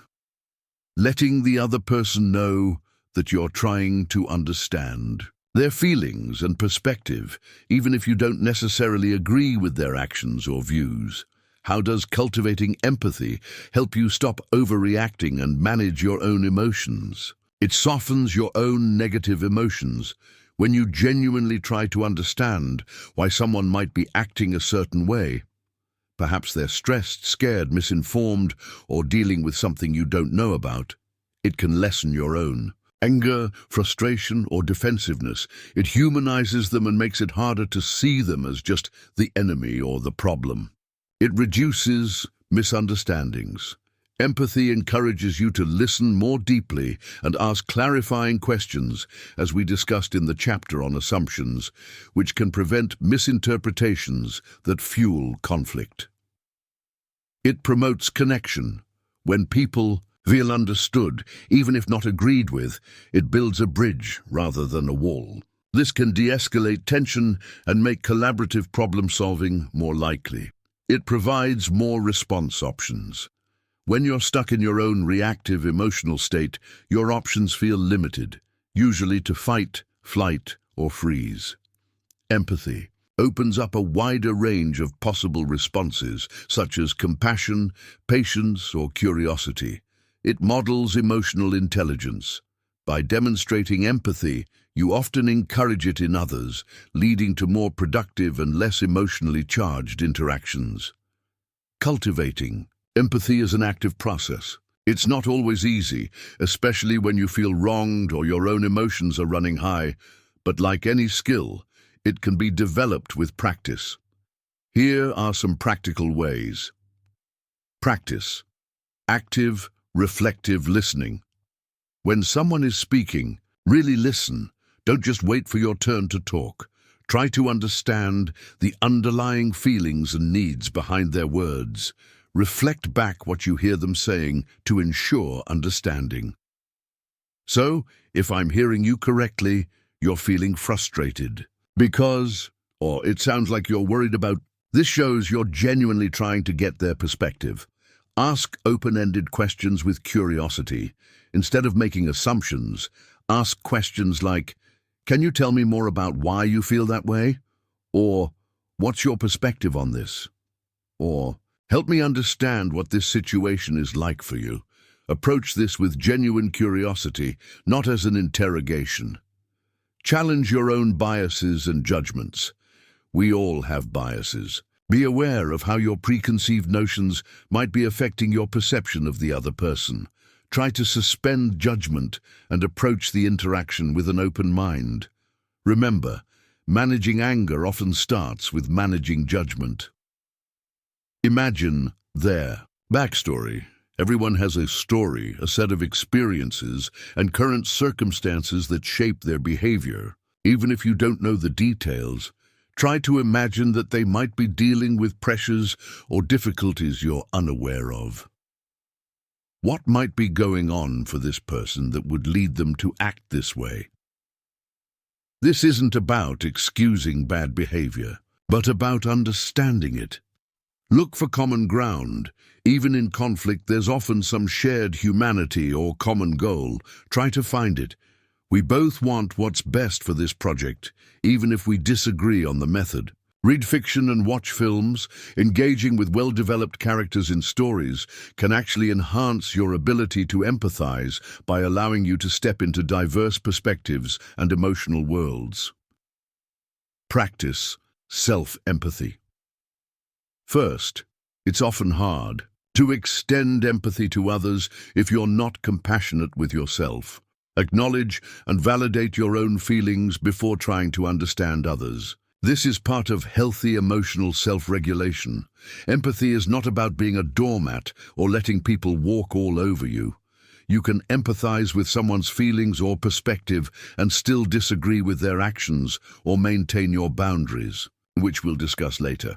It's about understanding, not necessarily condoning.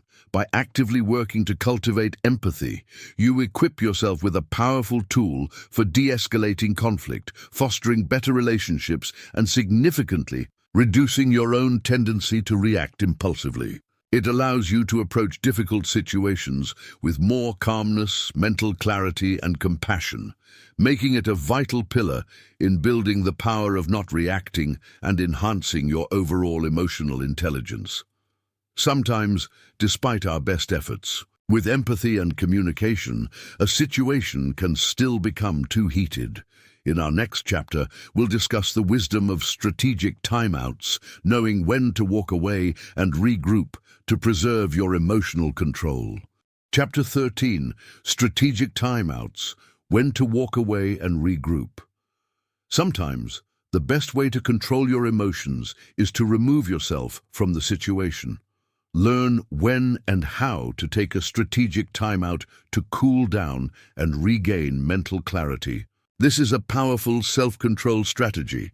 Welcome back to The Power of Not Reacting, How to Control Your Emotions. We've explored powerful internal strategies like breathing and mindfulness, and crucial interpersonal skills like I statements, challenging assumptions, and cultivating empathy. But let's be realistic. Sometimes, despite our best efforts, a situation can become too emotionally charged. Your triggers are firing, your stress levels are skyrocketing, and you can feel yourself on the verge of losing control of your emotions. In these moments, one of the wisest and most powerful self-control strategies you can employ is the strategic timeout. This chapter is all about learning when and how to gracefully remove yourself from a heated situation to cool down, regain mental clarity, and preserve the power of not reacting. What is a strategic timeout? It's a conscious decision to temporarily disengage from a difficult or escalating interaction or situation, with the intention of returning to it later with a calmer, more resourceful state of mind. It's not about running away from problems or giving the silent treatment. It's a mature act of emotional self-regulation aimed at preventing further damage and creating space for a more productive resolution. Why are strategic timeouts so effective? They de-escalate rising emotions. When you're in the midst of an amygdala hijack, Chapter 4, your ability to think rationally plummets. Removing yourself from the immediate trigger allows your physiological stress response to subside. Your heart rate can slow, your breathing can normalize, and stress hormones can begin to dissipate. They prevent regrettable words and actions. Most things said or done in the heat of intense anger or frustration are things we later wish we could take back. A timeout stops you before you cross that line. They allow for perspective and reflection. Once you're away from the immediate pressure, you can think more clearly about the situation, your feelings, the other person's perspective. Remember empathy, and what you truly want the outcome to be. They model self-control. Taking a timeout demonstrates that you are aware of your emotional state and are taking responsible steps to manage it. This can actually earn respect. They give the other person space too. Often, if one person is highly agitated, the other person is too, or is becoming so. Your timeout can inadvertently give them a chance to cool down as well. So, when should you consider taking a strategic timeout? Listen to your internal warning signs, physical cues. You feel your heart pounding, your face flushing, or your muscles tensing significantly. You're breathing rapidly or holding your breath. You feel shaky or lightheaded. You have an urge to yell, hit something, or physically flee. Emotional cues. You feel overwhelmed by anger, frustration, fear, or hurt. You're having trouble thinking clearly or concentrating on what's being said. You feel a strong urge to say something cutting or cruel. You feel yourself shutting down and unable to engage constructively. Interaction cues. The conversation is going in circles, with no progress being made. Voices are getting louder, and accusations are flying. You or the other person are resorting to insults or name-calling. You sense that the situation is about to explode. If you recognize these signs, it's likely time for a timeout. Now, how do you take one effectively and respectfully? Communicate your need for a pause, if possible and safe. Avoid just storming out, which can be misinterpreted as abandonment or aggression. Use a calm, firm I statement.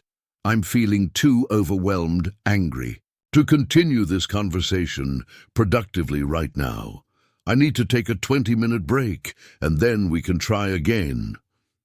I need some time to cool down and think. Can we pause this and pick it up? Suggest a specific time, e.g. later this evening, tomorrow morning. I'm noticing I'm getting really upset, and I don't want to say something I'll regret. I'm going to step away for a bit. If the situation feels unsafe, or the other person is too aggressive to communicate with, prioritize your safety and disengage.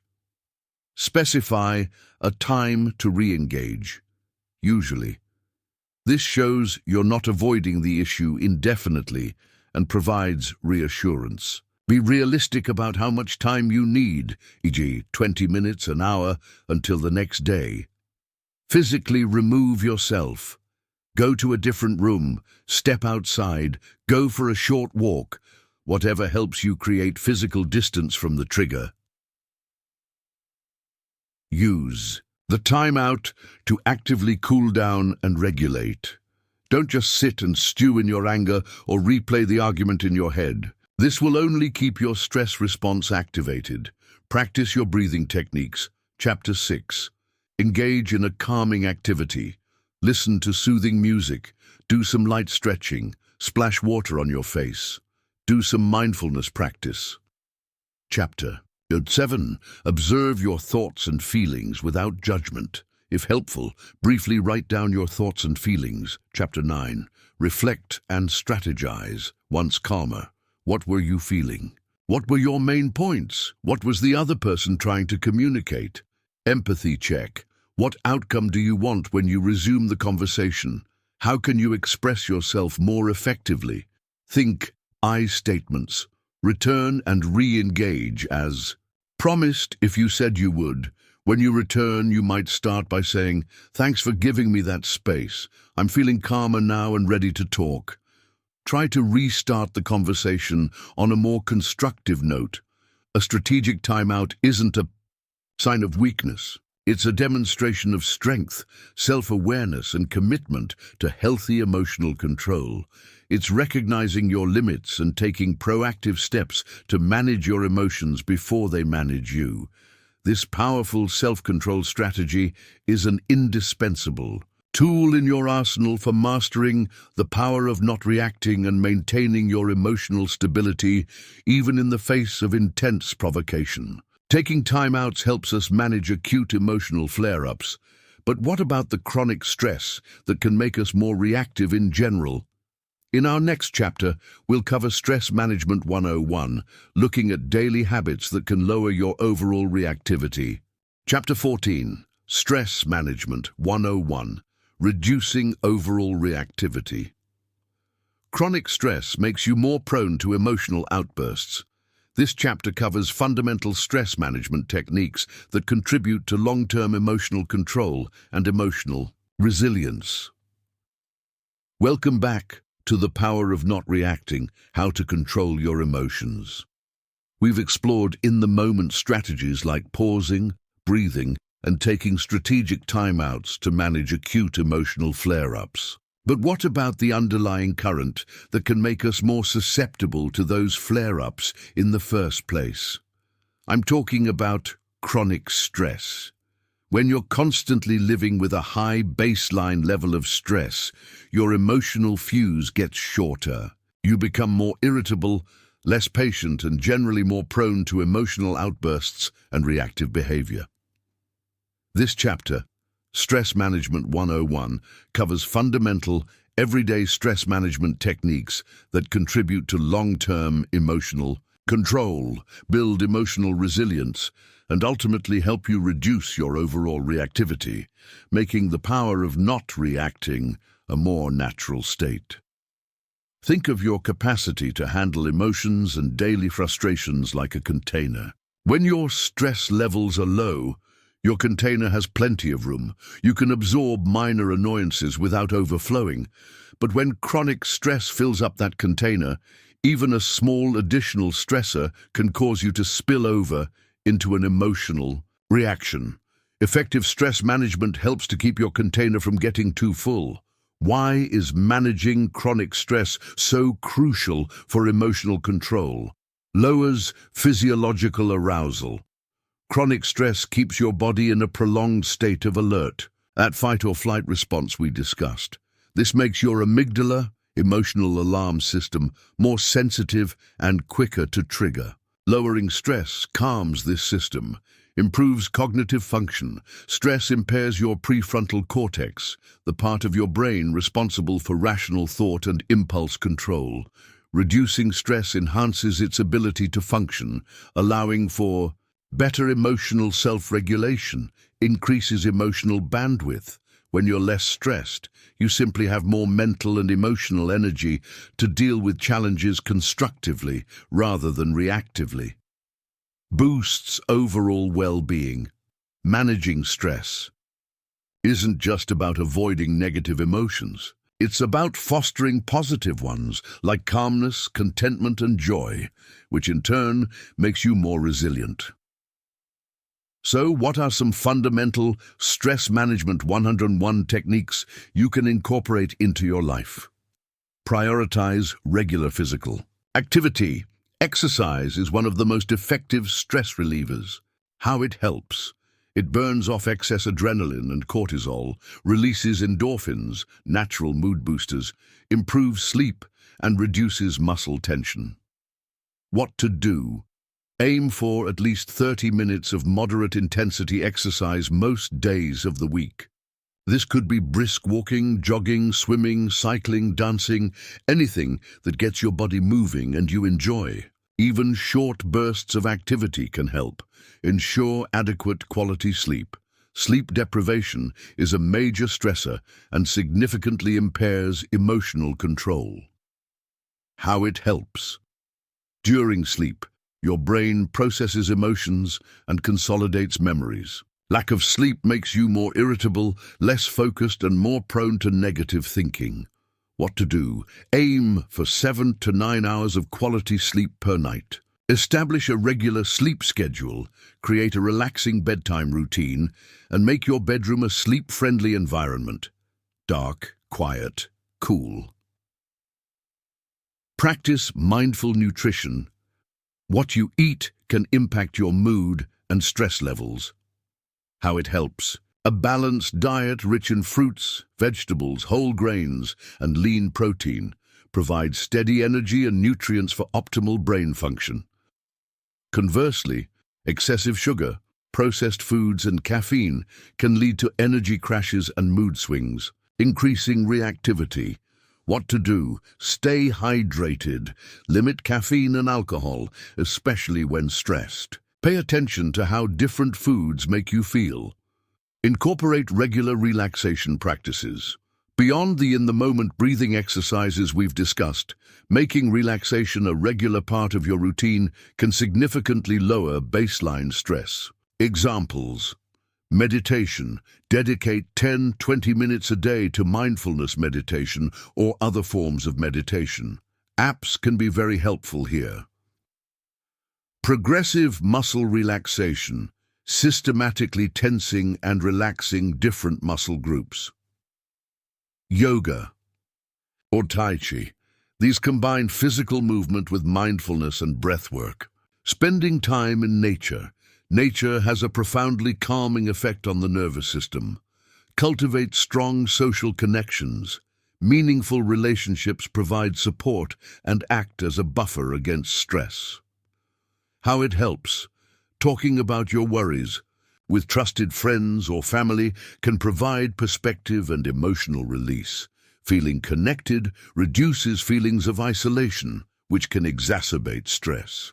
What to do? Nurture your relationships. Make time for people who uplift you.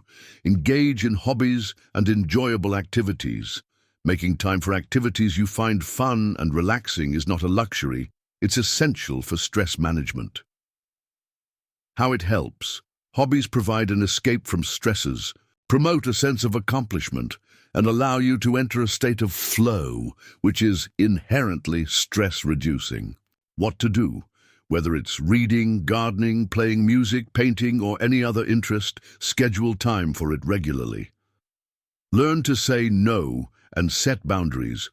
Overcommitment is a major source of stress. How it helps. Protecting your time and energy prevents you from becoming overwhelmed, which makes you more reactive. We'll delve deeper into boundaries later. What to do? Be realistic about what you can take on. It's okay to decline requests that will add undue stress. Practice gratitude, as simple as it sounds. Regularly focusing on what you're grateful for can shift your perspective and reduce stress. How it helps? It helps counteract the brain's natural negativity bias and promotes positive emotions. What to do?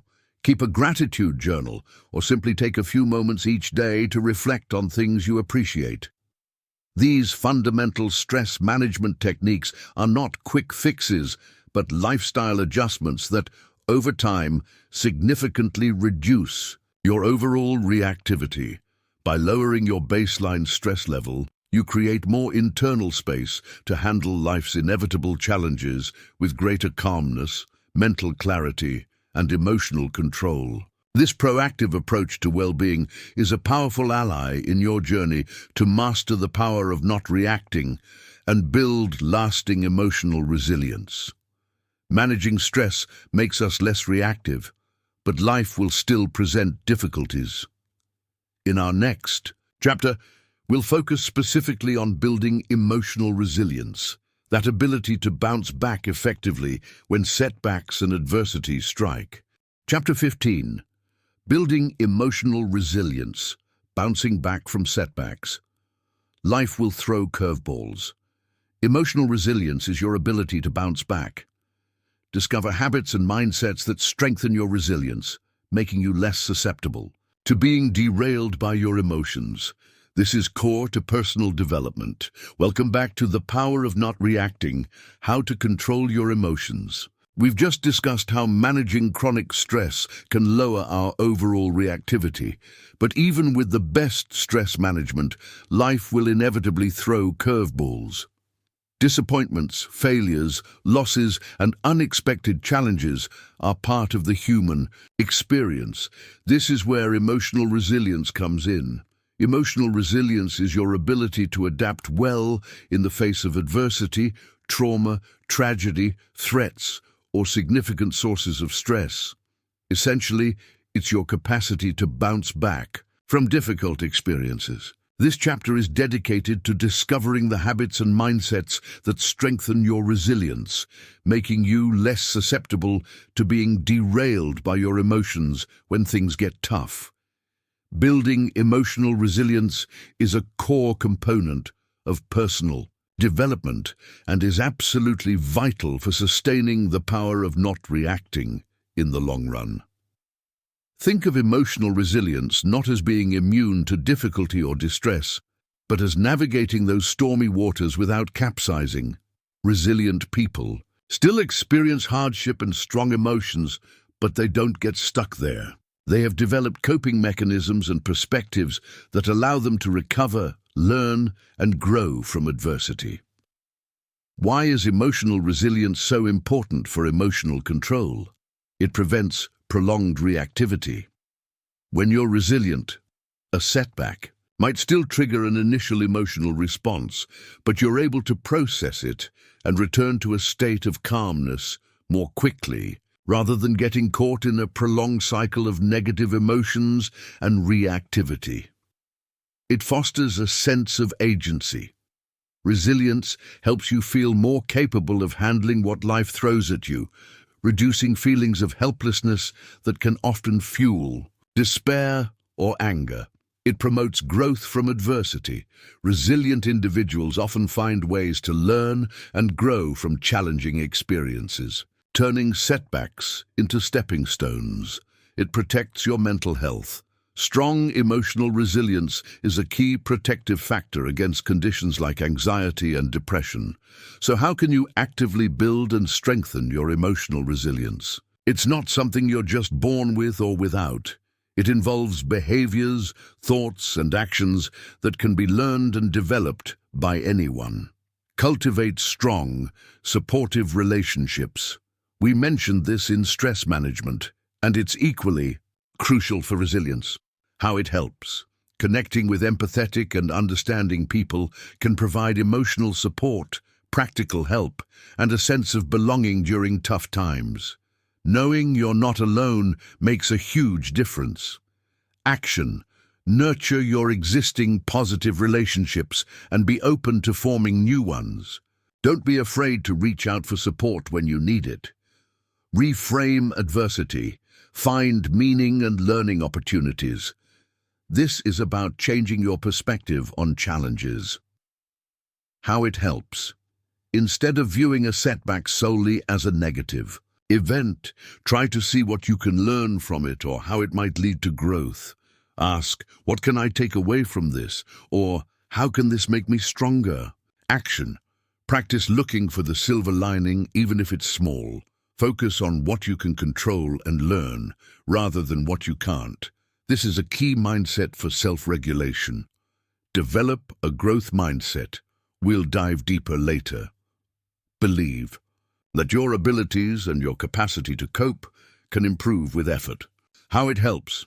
If you see challenges as opportunities to develop rather than as tests of fixed abilities, you're more likely to persevere and bounce back. Action. Embrace challenges, learn from criticism, and persist in the face of setbacks. Practice self-compassion. Treat yourself with the same kindness and understanding you would offer a good friend who is struggling. How it helps. Harsh self-criticism during difficult times undermines resilience. Self-compassion allows you to acknowledge your pain without judgment, fostering a more supportive inner environment. Action. When you make a mistake or face a setback, acknowledge your humanity. Remind yourself that suffering is part of life and that you deserve kindness, especially from yourself. This is vital for managing emotions constructively. Maintain a hopeful outlook, realistic optimism. This doesn't mean ignoring problems, but believing that things can get better and that you have the ability to influence your future. How? It helps. Hope provides motivation to keep going and to look for solutions even when things are difficult. Action. Visualize a positive future. Focus on your strengths and past successes. Challenge negative or catastrophic thinking. Take care of your physical well-being. Stress, sleep, nutrition, and exercise are fundamental.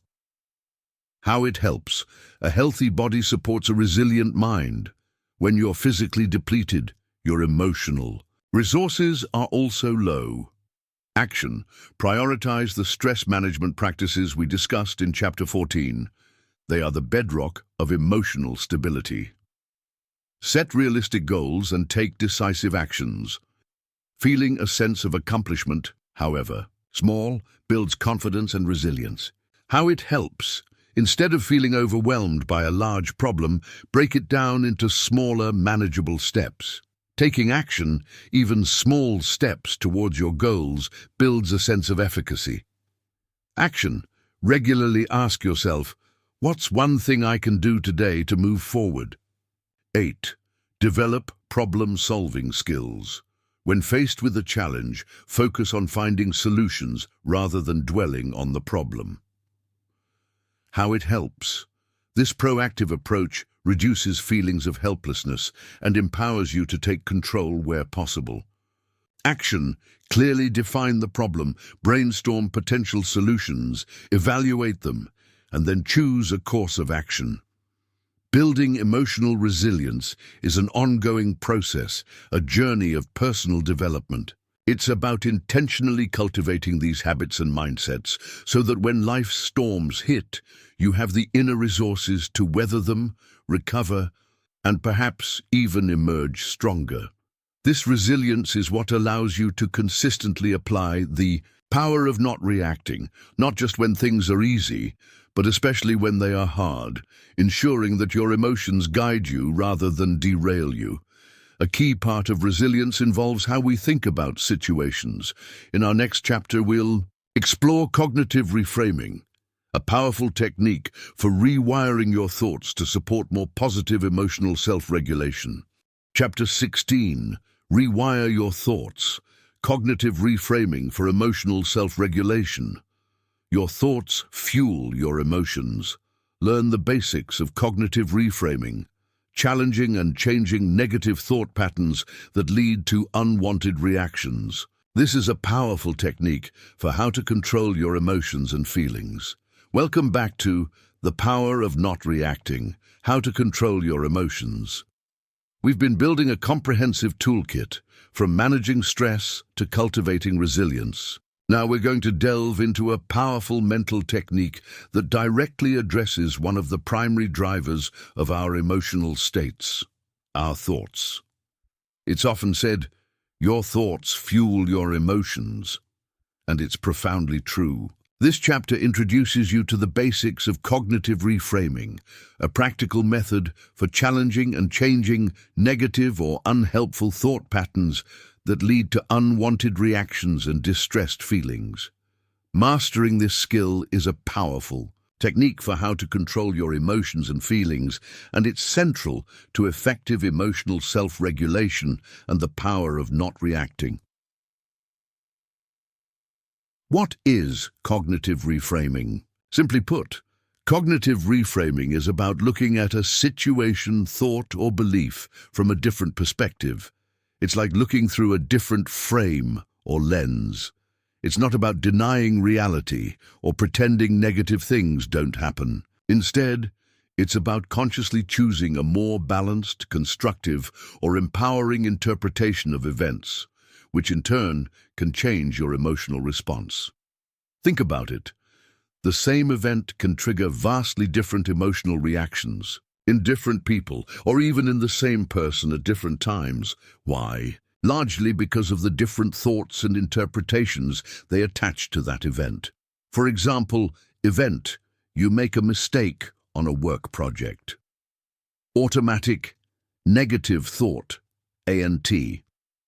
I'm such a failure. I can't do anything right. I'm going to get fired, resulting emotion, shame, anxiety, despair, reframed. Thought, okay, I made a mistake. Everyone makes mistakes. What can I learn from this so I don't repeat it? This is an opportunity to show I can fix it and improve. Resulting emotion, determination, a bit of concern, which is normal, but less overwhelming distress. How does cognitive reframing help with emotional control? It challenges automatic negative thoughts, ANTs. We all have ants that pop into our heads, often based on old habits or ingrained beliefs. Reframing helps us catch these ants and question their validity. It reduces the intensity of negative emotions. By changing the underlying thought, you can often lessen the intensity of feelings, like anger, anxiety, sadness, or hopelessness. This is key to managing emotions. It promotes problem solving. Reframing can shift your focus from being stuck in a problem to looking for solutions and opportunities. It builds mental flexibility and resilience. The ability to see things from multiple perspectives is a hallmark of emotional intelligence and resilience. It empowers you. Reframing reminds you that while you can't always control external events, you can choose how you interpret and respond to them. This is the essence of the power of not reacting. Here's a basic process for practicing cognitive reframing. Step 1. Identify the triggering situation and your automatic thoughts. What happened? What was the immediate thought or interpretation that went through your mind? Write it down if it helps. What emotions did that thought produce, and how intense were they? Step 2. Examine the evidence for and against your automatic thought. Ask yourself, is this thought 100% true? What facts support this thought? What facts contradict this thought or suggest an alternative interpretation? Am I jumping to conclusions or making assumptions? Refer back to Chapter 11. Am I engaging in unhelpful thinking patterns? See common patterns below. Step 3. Identify common unhelpful thinking patterns, cognitive distortions. Recognizing these patterns can help you see where your thinking might be skewed. All or nothing thinking, black and white thinking, seeing things in absolute extreme terms, e.g., if I don't get this promotion, my career is over. Overgeneralization, taking one negative event and seeing it as a never-ending pattern of defeat, e.g., I failed this test, so I'm a failure at everything. Mental filter, focusing only on the negative details while ignoring all the positive ones. Discounting the positive, rejecting positive experiences by insisting they don't count. Jumping to conclusions, mind reading or fortune-telling. Assuming you know what others are thinking or what will happen without evidence. Magnification, catastrophizing, or minimization, exaggerating the importance of negative things or shrinking the importance of positive things. Emotional reasoning, believing that because you feel something strongly, it must be true. I feel like an idiot, so I must be one. Should statements, having rigid rules about how you or others should behave and feeling guilty or angry when these rules are broken. Labeling, assigning negative global labels to yourself or others, e.g., I'm a loser, he's a jerk. Personalization and blame, taking responsibility for something that wasn't entirely your fault, or blaming others and overlooking your own role. Step 4. Develop a more balanced or alternative thought, the reframe. Based on your evidence review and identification of distortions, try to formulate a more realistic, constructive, or compassionate thought. It doesn't have to be overly positive or Pollyanna-ish if that doesn't feel genuine. The goal is balance and helpfulness. Ask, what's another way to look at this situation? What would I tell a friend in this situation? What's a more empowering interpretation? Step 5. Notice the shift in your emotions. Once you've landed on a reframe that feels more accurate or helpful, check in with your emotions. Has the intensity lessened? Do you feel a bit more hopeful, capable, or calm? Practicing cognitive reframing. Start with minor annoyances. It's easier to practice on smaller stresses before tackling deeply ingrained negative thought patterns. Write it down. Especially when you're learning, writing out the steps can be very helpful for clarity. Be patient and persistent. Rewiring thought patterns takes time and consistent effort. Don't get discouraged. Consider professional help. For very persistent or distressing negative thought patterns, working with a therapist trained in cognitive behavioral therapy, CBT, can be extremely beneficial. Cognitive reframing is a skill that empowers you to become an active participant in shaping your emotional landscape. By learning to challenge and change the thoughts that fuel unwanted reactions, you gain a profound tool for emotional self-regulation, enhancing your ability to control your emotions and feelings and truly live the power of not reacting. It's about cultivating mental clarity and choosing thoughts that serve your well-being. Our thoughts are powerful, but sometimes our ego can also get in the way of clear thinking and emotional control. In the next chapter, we'll explore how taming the ego can further support our ability to not react impulsively.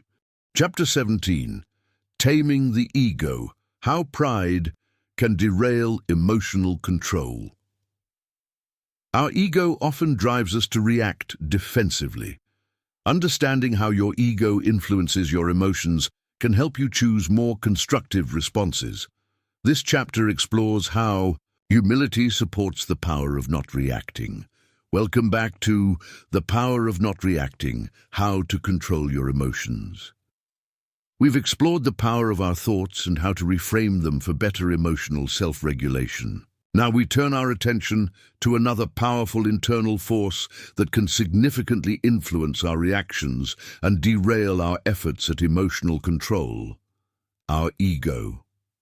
Often intertwined with pride, our ego can be a major driver of defensive, impulsive, and ultimately unhelpful responses. Understanding how your ego influences your emotions and learning to tame it can free you up to choose more constructive, humble, and effective ways of interacting with the world. This chapter explores how cultivating humility supports the power of not reacting and leads to greater emotional stability. What do we mean by ego in this context? We're not talking about a healthy sense of self-worth or confidence. In this discussion, the ego refers more to that part of us that is overly concerned with self-image, being right, looking good, feeling superior, or avoiding any perceived slight or criticism. It's the part that can be easily bruised and quick to defend itself, sometimes aggressively. How does an unchecked ego derail emotional control and fuel reactivity? It breeds defensiveness. When the ego feels threatened, perhaps by criticism, even constructive criticism, a differing opinion, or a situation where it might look foolish, its default response is often defensiveness.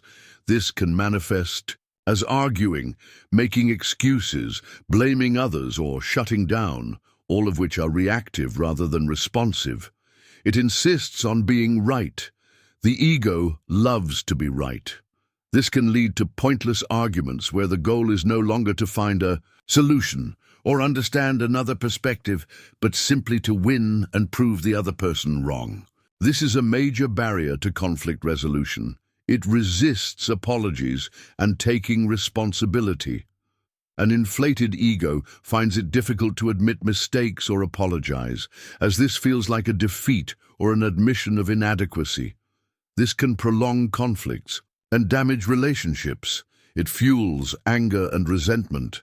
When the ego feels slighted, disrespected, or not given its due, it can easily generate feelings of anger, indignation, and resentment, keeping you locked in a negative emotional state. Managing anger often involves managing the ego. It prevents learning and growth. If the ego is too busy defending itself or proving its superiority, it closes itself off to feedback, new information, and opportunities for personal development. It can lead to comparing and envy.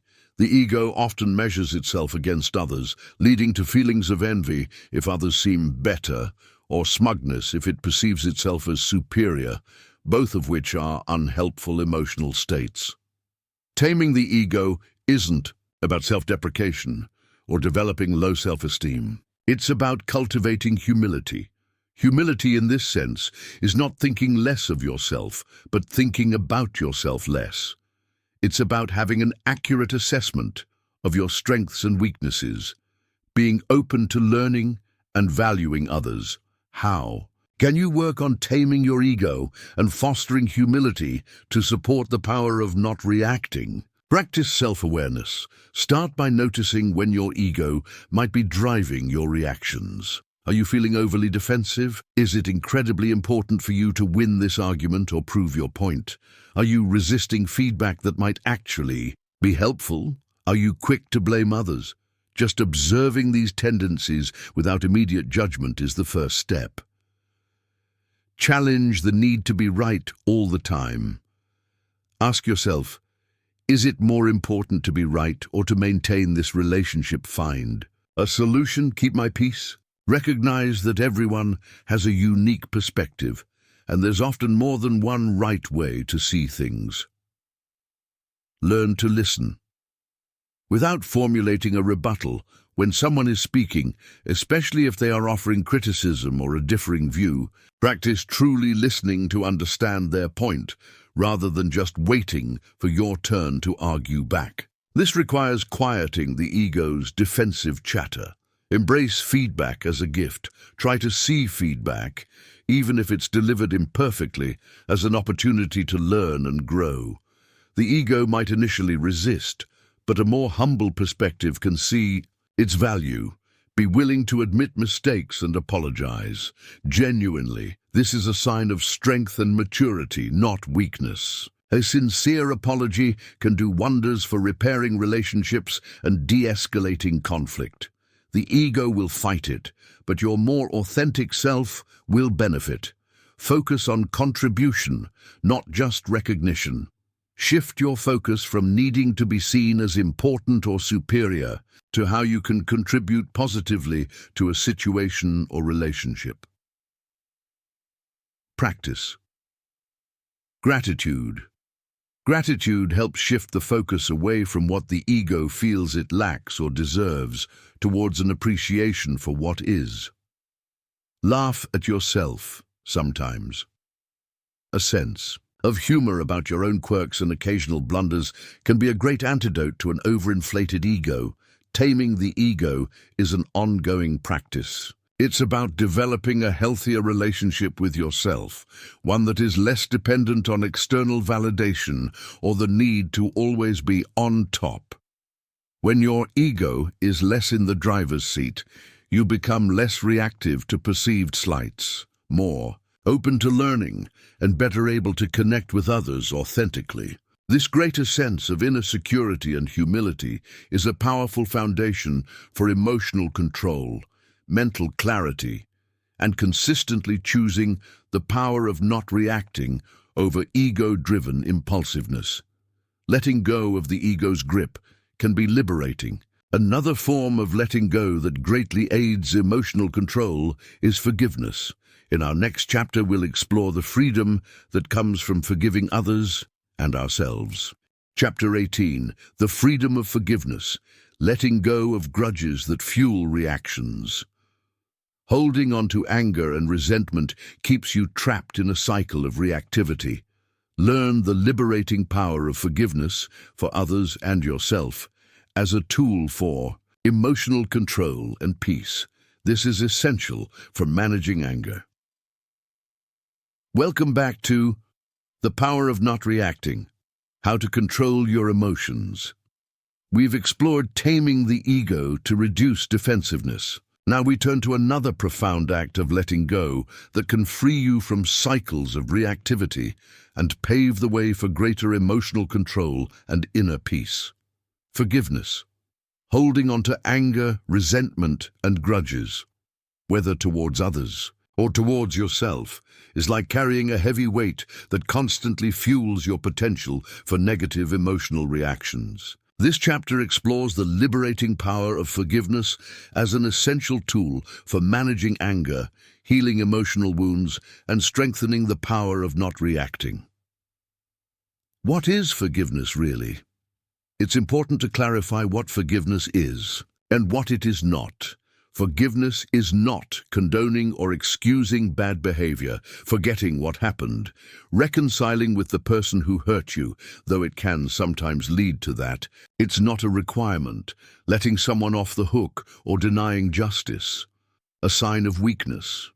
Forgiveness is a conscious, deliberate decision to release feelings of resentment or vengeance toward a person or group who has harmed you, regardless of whether they actually deserve your forgiveness. Primarily for your benefit, it's about freeing yourself from the negative emotional burden. Way to reclaim your emotional energy and peace of mind, letting go of the hope that the past could have been different.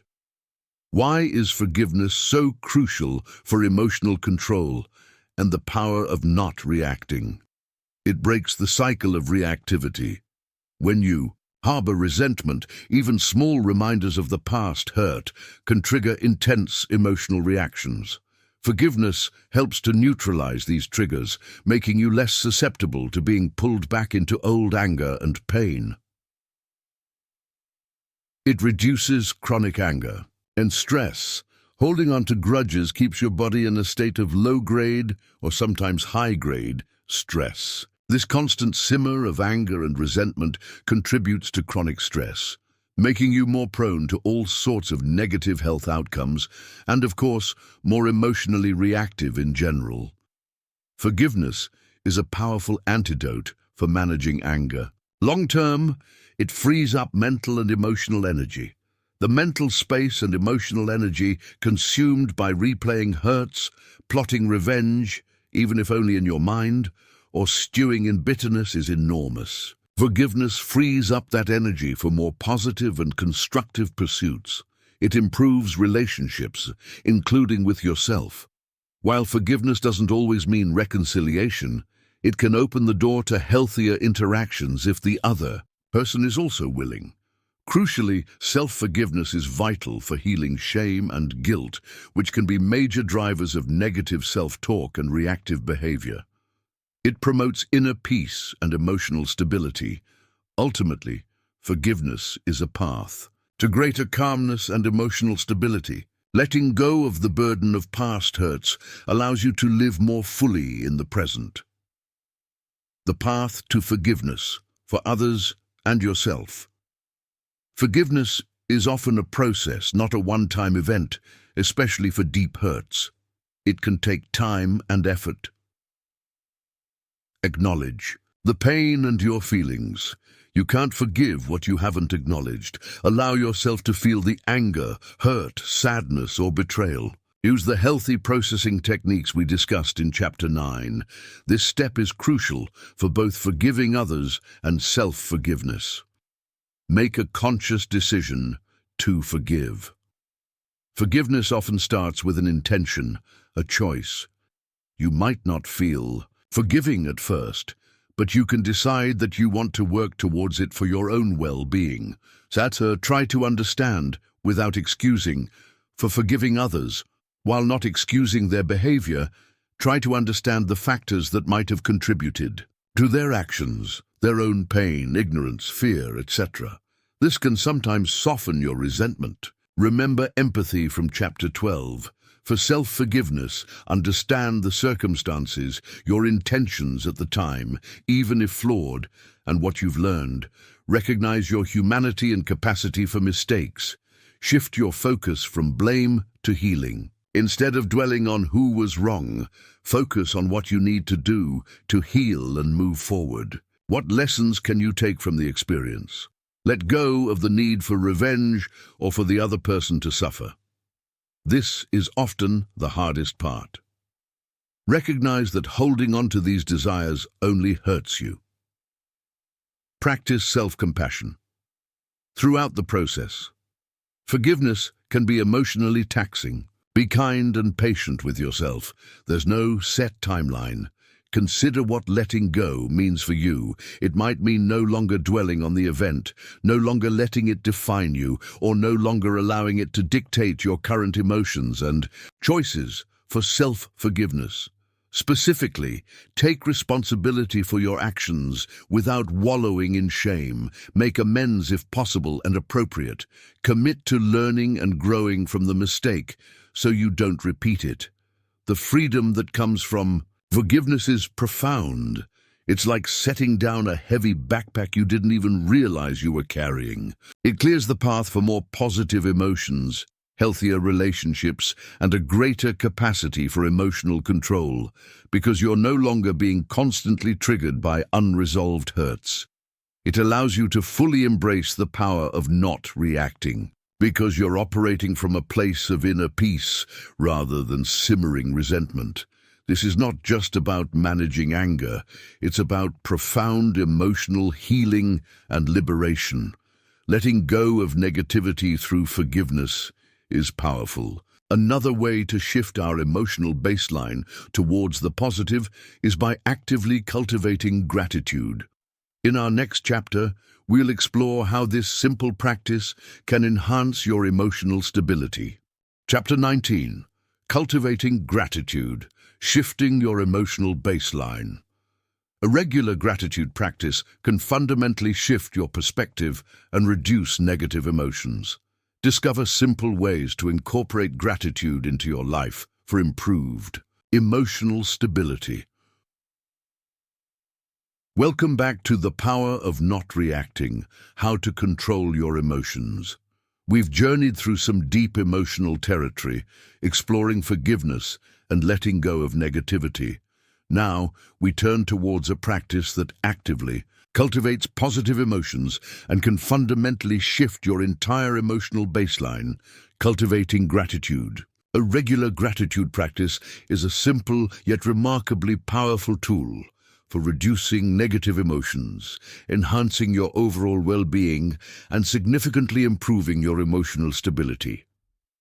Discover simple ways to incorporate gratitude into your life, and you'll find it strengthens your ability to maintain the power of not reacting by fostering a more positive and resilient inner landscape. What is gratitude? Gratitude is more than just saying thank you politely. It's a warm feeling of thankfulness and appreciation for the good things in your life, whether they are big or small, tangible or intangible. It involves recognizing that you have received something of value, and often that the source of that goodness lies outside yourself. How does cultivating gratitude contribute to emotional control and a more stable emotional baseline? It counteracts the negativity bias. Our brains are naturally wired to pay more attention to negative experiences than positive ones. This is a survival mechanism. Gratitude practice helps to consciously shift that focus, training your brain to notice and appreciate the good, which can reduce the power of negative thoughts and emotions. It increases positive emotions. Regularly feeling and expressing gratitude boosts feelings of joy, contentment, optimism, and happiness. When your baseline emotional state is more positive, you're less likely to be easily triggered into negative reactivity. It reduces stress and symptoms of depression. Numerous studies have linked gratitude practices to lower levels of stress hormones like cortisol and to reduce symptoms of depression and anxiety. This contributes to overall emotional resilience. It improves perspective. During difficult times, even when things are tough, gratitude can help you see that not everything is bad. It provides a broader perspective, reminding you of the resources, support, or small joys that still exist, which can make challenges feel more manageable. It strengthens relationships. Expressing gratitude towards others can deepen bonds and foster positive connections. Feeling appreciated also makes others more likely to be supportive. It enhances self-worth. Recognizing the good things you have and the kindness you receive can foster a sense of being valued and cared for, which can boost self-esteem in a healthy way. Simple ways to cultivate gratitude in your daily life. Gratitude doesn't require grand gestures. It's about developing a habit of noticing and appreciating. Keep a gratitude journal. How to do it? Each day, or a few times a week, write down 3 to 5 things you are grateful for. They can be big, your health, your family, or small, a sunny day, a good cup of coffee, a kind word from a stranger. Be specific. Instead of just, my family, try, I'm grateful for the way my partner listened to me today. The act of writing it down makes it more concrete. Practice gratitude moments. Throughout the day, take a few moments here and there to consciously look for things to be grateful for in your immediate environment or experience. When you eat, take a moment to appreciate the food and the effort that went into it. When you interact with someone, notice something you appreciate about them. Use gratitude prompts. Sometimes it helps to have prompts like, something that made me smile today, or a person I'm grateful for and why. A challenge I'm grateful for because it taught me something.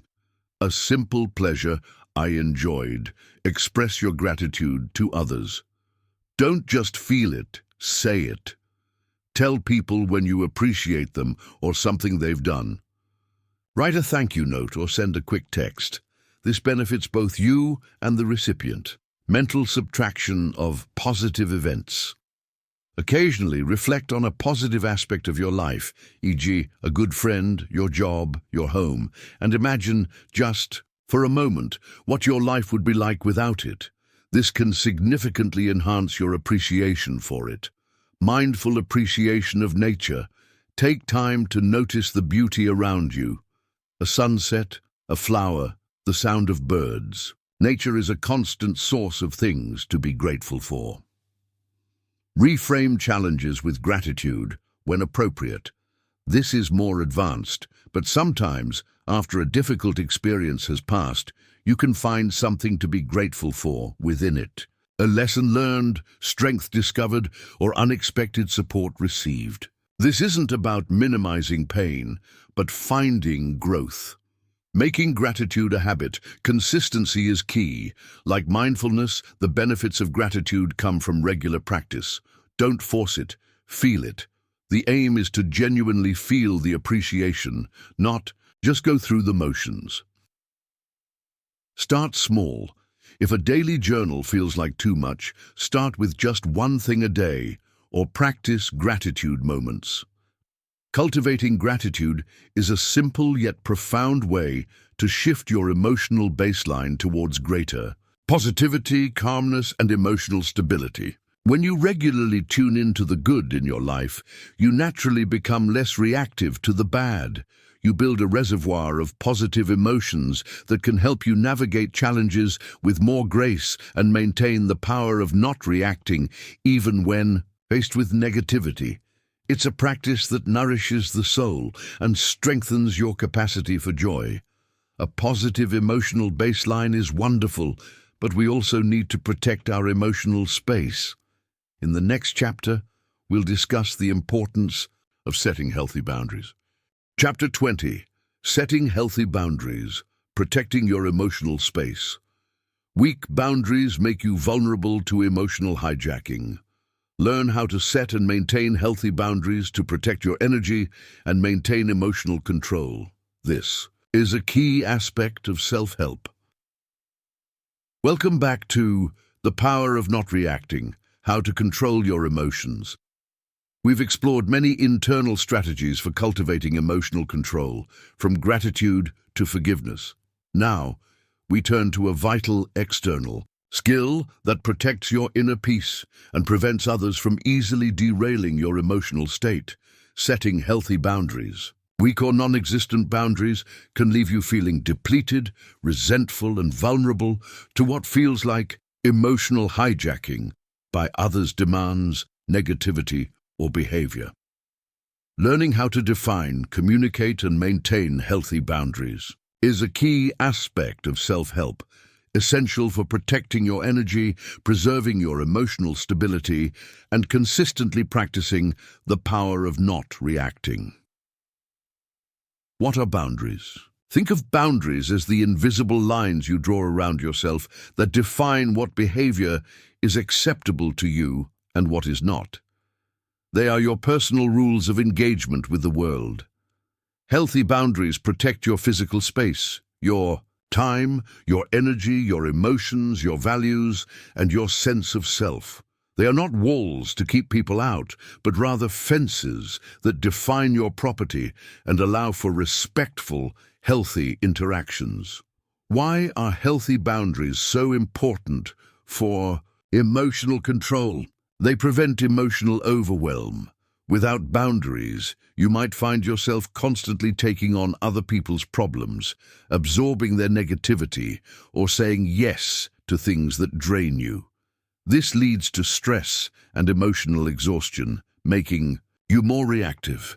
They reduce resentment. When your boundaries are repeatedly crossed, resentment builds up. This simmering resentment can easily fuel angry outbursts or passive-aggressive behavior. Clear boundaries prevent these situations. They protect your energy. Constantly dealing with boundary violations is exhausting. Healthy boundaries conserve your precious mental and emotional energy for things that truly matter to you. They foster self-respect and respect from others. Setting boundaries is an act of self-respect. It signals to yourself and others that your needs and feelings are important. This often leads to others treating you with more respect. They clarify expectations in relationships. Boundaries make it clear how you expect to be treated, which can prevent misunderstandings and conflict. They give you a sense of control in a healthy way. While you can't control others, you can control what you will and will not tolerate in your life. Boundaries give you a healthy sense of agency over your own well-being. Types of boundaries: physical boundaries, your personal space, privacy, and physical touch. Emotional boundaries, separating your feelings from others' feelings, not taking responsibility for others' emotions, or letting theirs dictate yours, mental, intellectual boundaries, your thoughts, beliefs, and opinions, the right to have your own perspective without being belittled. Material boundaries, your money, possessions, and how you choose to share them. Time boundaries, how you allocate your time and protecting it from being constantly infringed upon. How to set and maintain healthy boundaries. Setting boundaries can feel uncomfortable at first, especially if you're not used to it or if you're a people pleaser. It takes courage and practice. Identify your needs and limits, self-awareness. What makes you feel uncomfortable, resentful, or drained in your interactions? What are your non-negotiables? What treatment will you absolutely not accept? Where do you feel your energy is consistently being depleted? Understanding your own limits is the first step. This is crucial for emotional self-regulation. Communicate your boundaries clearly, calmly, and respectfully. You don't need to be aggressive or apologetic. State your boundary simply and directly. Use I statements. Chapter 10. I feel emotion when boundary-crossing behavior, and I need what you need instead. For example, I need to finish my workday by 6 p.m., so I won't be able to take on new tasks after 5:30 p.m., or I'm not comfortable discussing that topic. You don't always have to explain why you're setting a boundary. No can be a complete sentence. Start small. If setting boundaries is new for you, start with less challenging situations or people. Build your confidence. Be prepared for pushback, especially initially. People who are used to you having weak boundaries may resist when you start asserting them. They might get upset, try to guilt-trip you or argue. Stay firm but respectful. You don't need to engage in an argument about your boundary. Simply restate it if necessary. Understand that it's okay to say no. Many people struggle with this. Remember that saying no to a request is not saying no to the person. You're protecting your own resources and well-being. Enforce your boundaries consistently. A boundary without a consequence is just a suggestion. If someone repeatedly crosses a boundary, you need to decide what action you will take, e.g., ending the conversation, creating distance, limiting contact. Consistency is key. If you only enforce boundaries sometimes, people won't take them seriously. Practice. Self-compassion. Setting boundaries can bring up feelings of guilt, especially if you're conditioned to please others. Be kind to yourself during this process. Remind yourself why you're doing it. For your own emotional stability and well-being, setting healthy boundaries is an ongoing act of self-care and a fundamental skill for maintaining emotional control. It creates a safe and respectful space around you, allowing you to engage with the world from a place of strength and calmness, rather than from a place of depletion and reactivity. By learning to protect your emotional space, you significantly enhance your ability to practice the power of not reacting and live a more balanced, empowered life. Protecting our space is important, and so is cultivating patience when dealing with the inevitable frustrations of life. In our next chapter, we'll explore how developing patience and tolerance can help slow down our reactive impulses. Chapter 21. The Power of Patience and Tolerance. Slowing down your reactions. Impatience often fuels quick, regrettable reactions. This chapter focuses on developing patience and tolerance, allowing you more time to choose a thoughtful response. This is crucial for how to stop reacting. Welcome back to The Power of Not Reacting, How to Control Your Emotions. We've covered protecting our emotional space with healthy boundaries. Now we delve into two intertwined qualities that are essential for navigating the inevitable frustrations and differences of daily life without succumbing to impulsive outbursts: patience and tolerance. Impatience, in particular, is a powerful fuel for quick, often regrettable emotional reactions. This chapter focuses on understanding and actively developing patience and tolerance, which fundamentally helps you slow down your reactions, allowing you more precious time to choose a thoughtful, composed response. Cultivating these virtues is crucial for learning how to stop reacting impulsively and truly embody the power of not reacting. What are patience and tolerance in the context of emotional control? Patience, often described as the ability to endure difficult circumstances, such as delay, provocation, or suffering, without getting angry or upset. It's about accepting that things don't always happen on our preferred timeline or in our preferred way.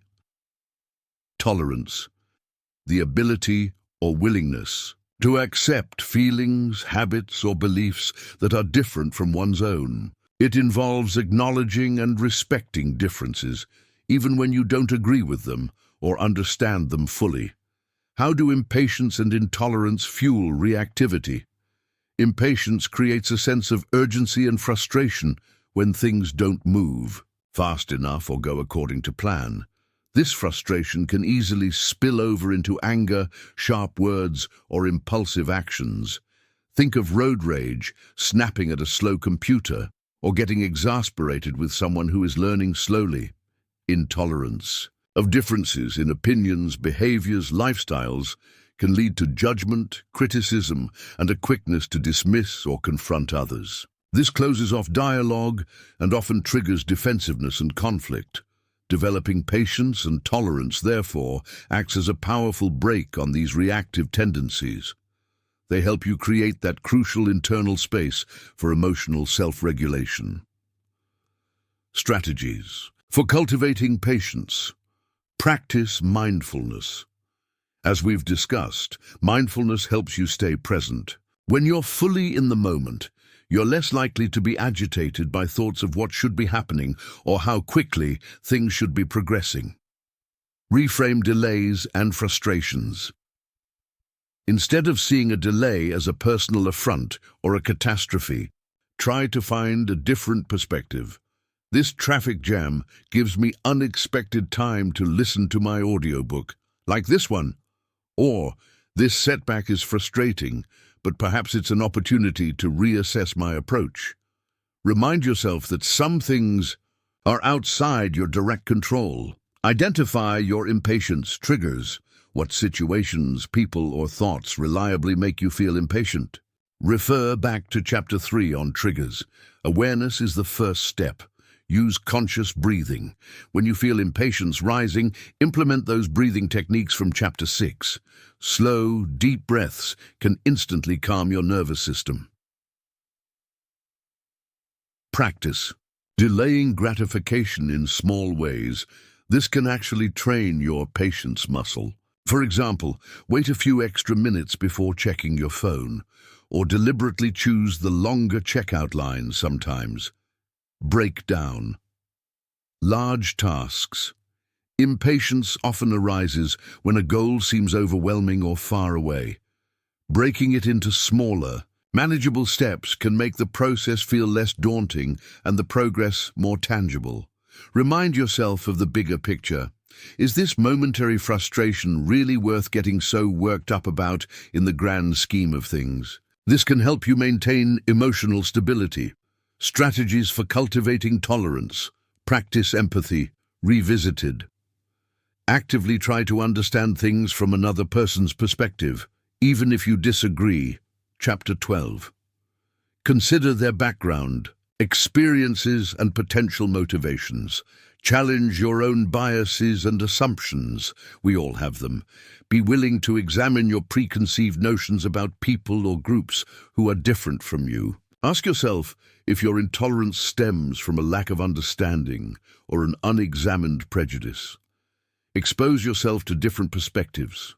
Read books, watch documentaries, or engage in respectful conversations with people who have different viewpoints. The more you understand, the less likely you are to be intolerant.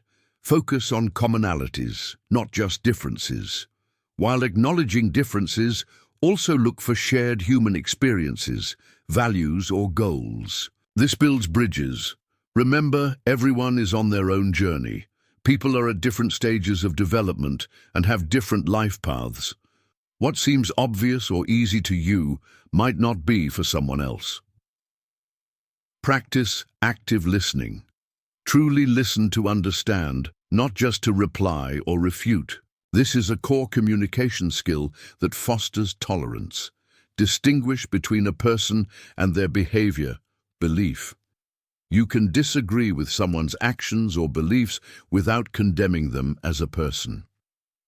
Developing patience and tolerance is not about becoming passive or a doormat.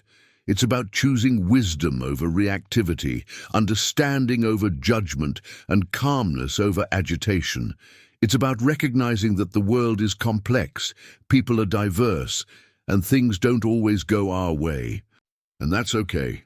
By cultivating these qualities, you significantly reduce the internal pressure that leads to impulsive reactions. You give yourself the gift of time. Time to think, time to choose, time to respond in a way that aligns with your best self. This is fundamental to how to stop reacting and to live with greater peace and emotional control. Patience and tolerance towards others are vital. But what about how we treat ourselves, especially when we make mistakes on this journey? In our next chapter, we'll explore the importance of self-compassion. Chapter 22, Self-Compassion, being kind to yourself in emotional moments. When you stumble, how do you treat yourself? Practicing self-compassion rather than harsh self-criticism is vital for emotional resilience and learning how to control your emotions effectively. Welcome back to The Power of Not Reacting, How to Control Your Emotions. Throughout this journey, we've been equipping ourselves with tools and perspectives to manage our emotions and reactions more effectively. We've talked about patience and tolerance towards others and situations, but now we turn that compassionate lens inward. When you stumble on this path, when you react in a way you regret, or when you're simply struggling with difficult emotions, how do you treat yourself? Is your inner voice critical and harsh, or is it kind and understanding? This chapter is dedicated to self-compassion, the practice of extending kindness and understanding to yourself, especially during moments of suffering, failure, or inadequacy. Practicing self-compassion rather than engaging in harsh self-criticism is absolutely vital for building emotional resilience, fostering sustainable personal development, and learning how to control your emotions effectively in the long run.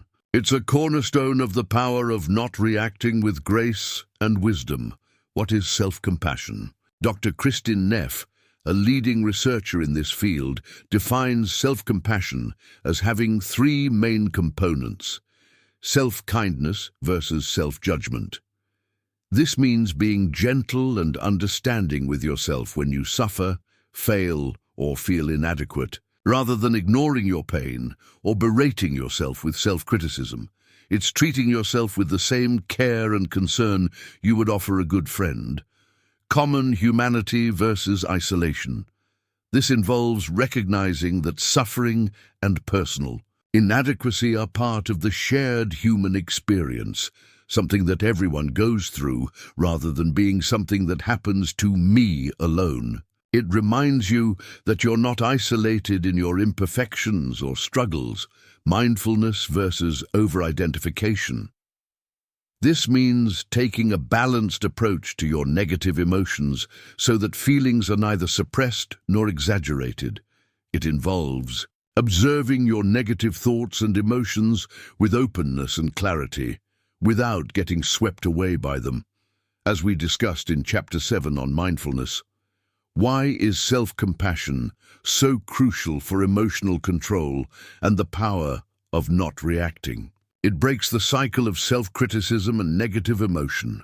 Harsh self-criticism often fuels feelings of shame, anxiety, and depression, which can, in turn, make you more reactive and less able to manage your emotions.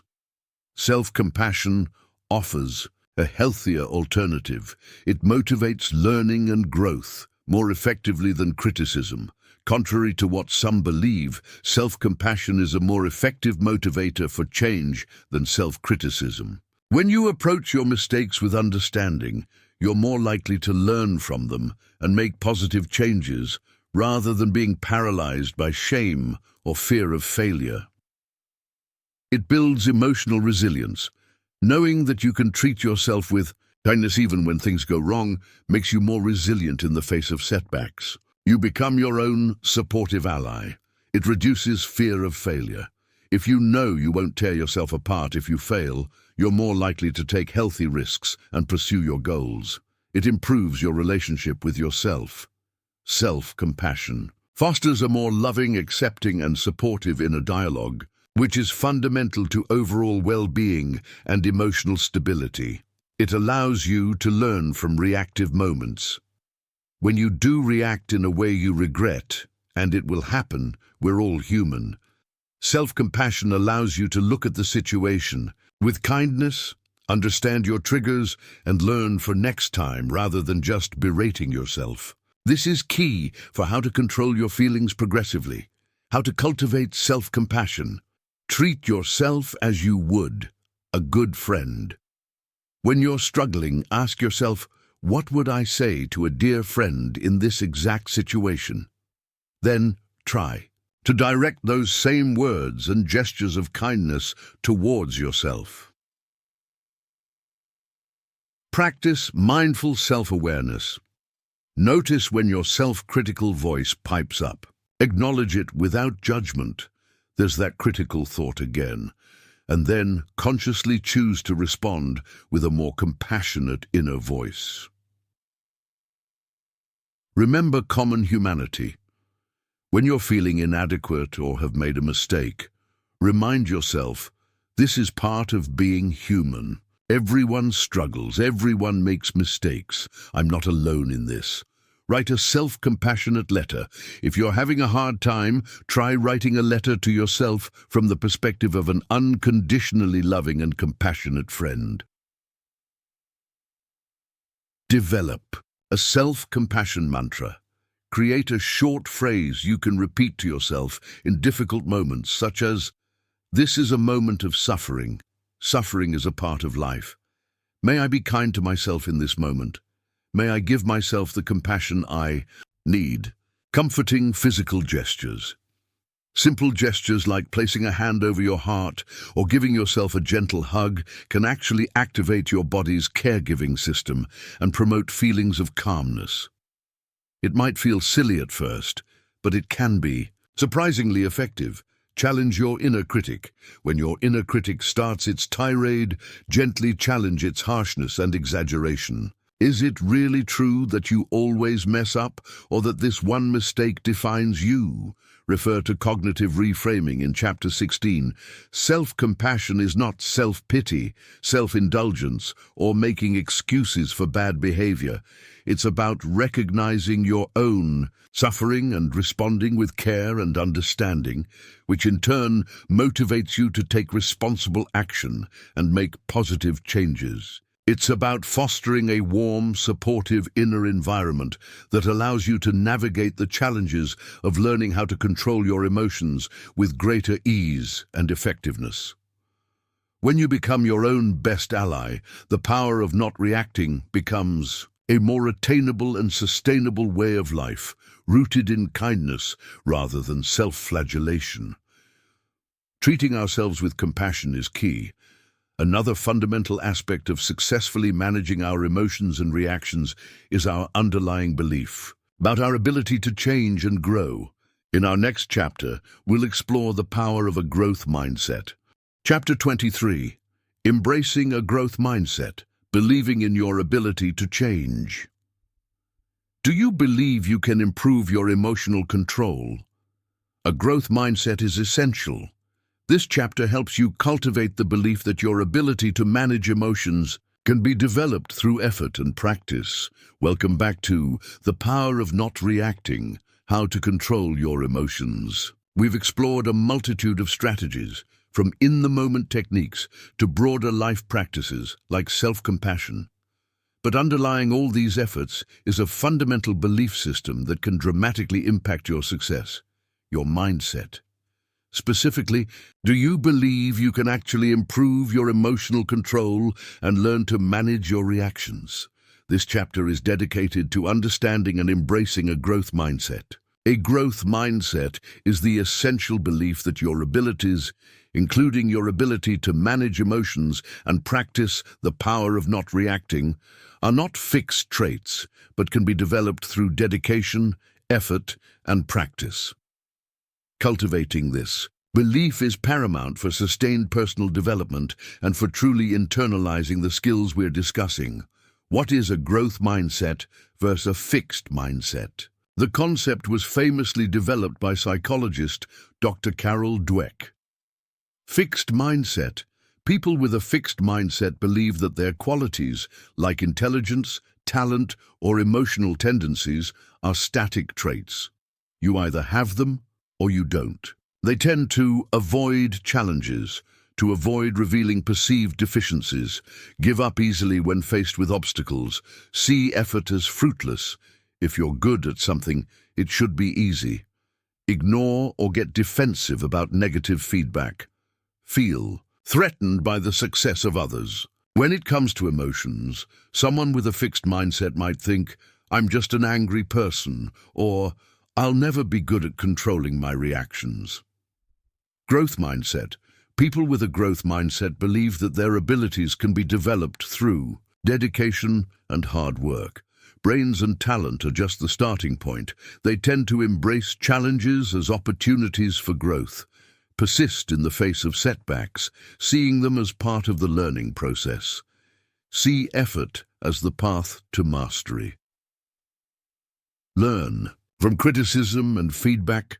Find lessons and inspiration in the success of others. When it comes to emotions, someone with a growth mindset would believe, "I can learn to manage my anger better with practice," or "developing emotional control is a skill I can improve over time."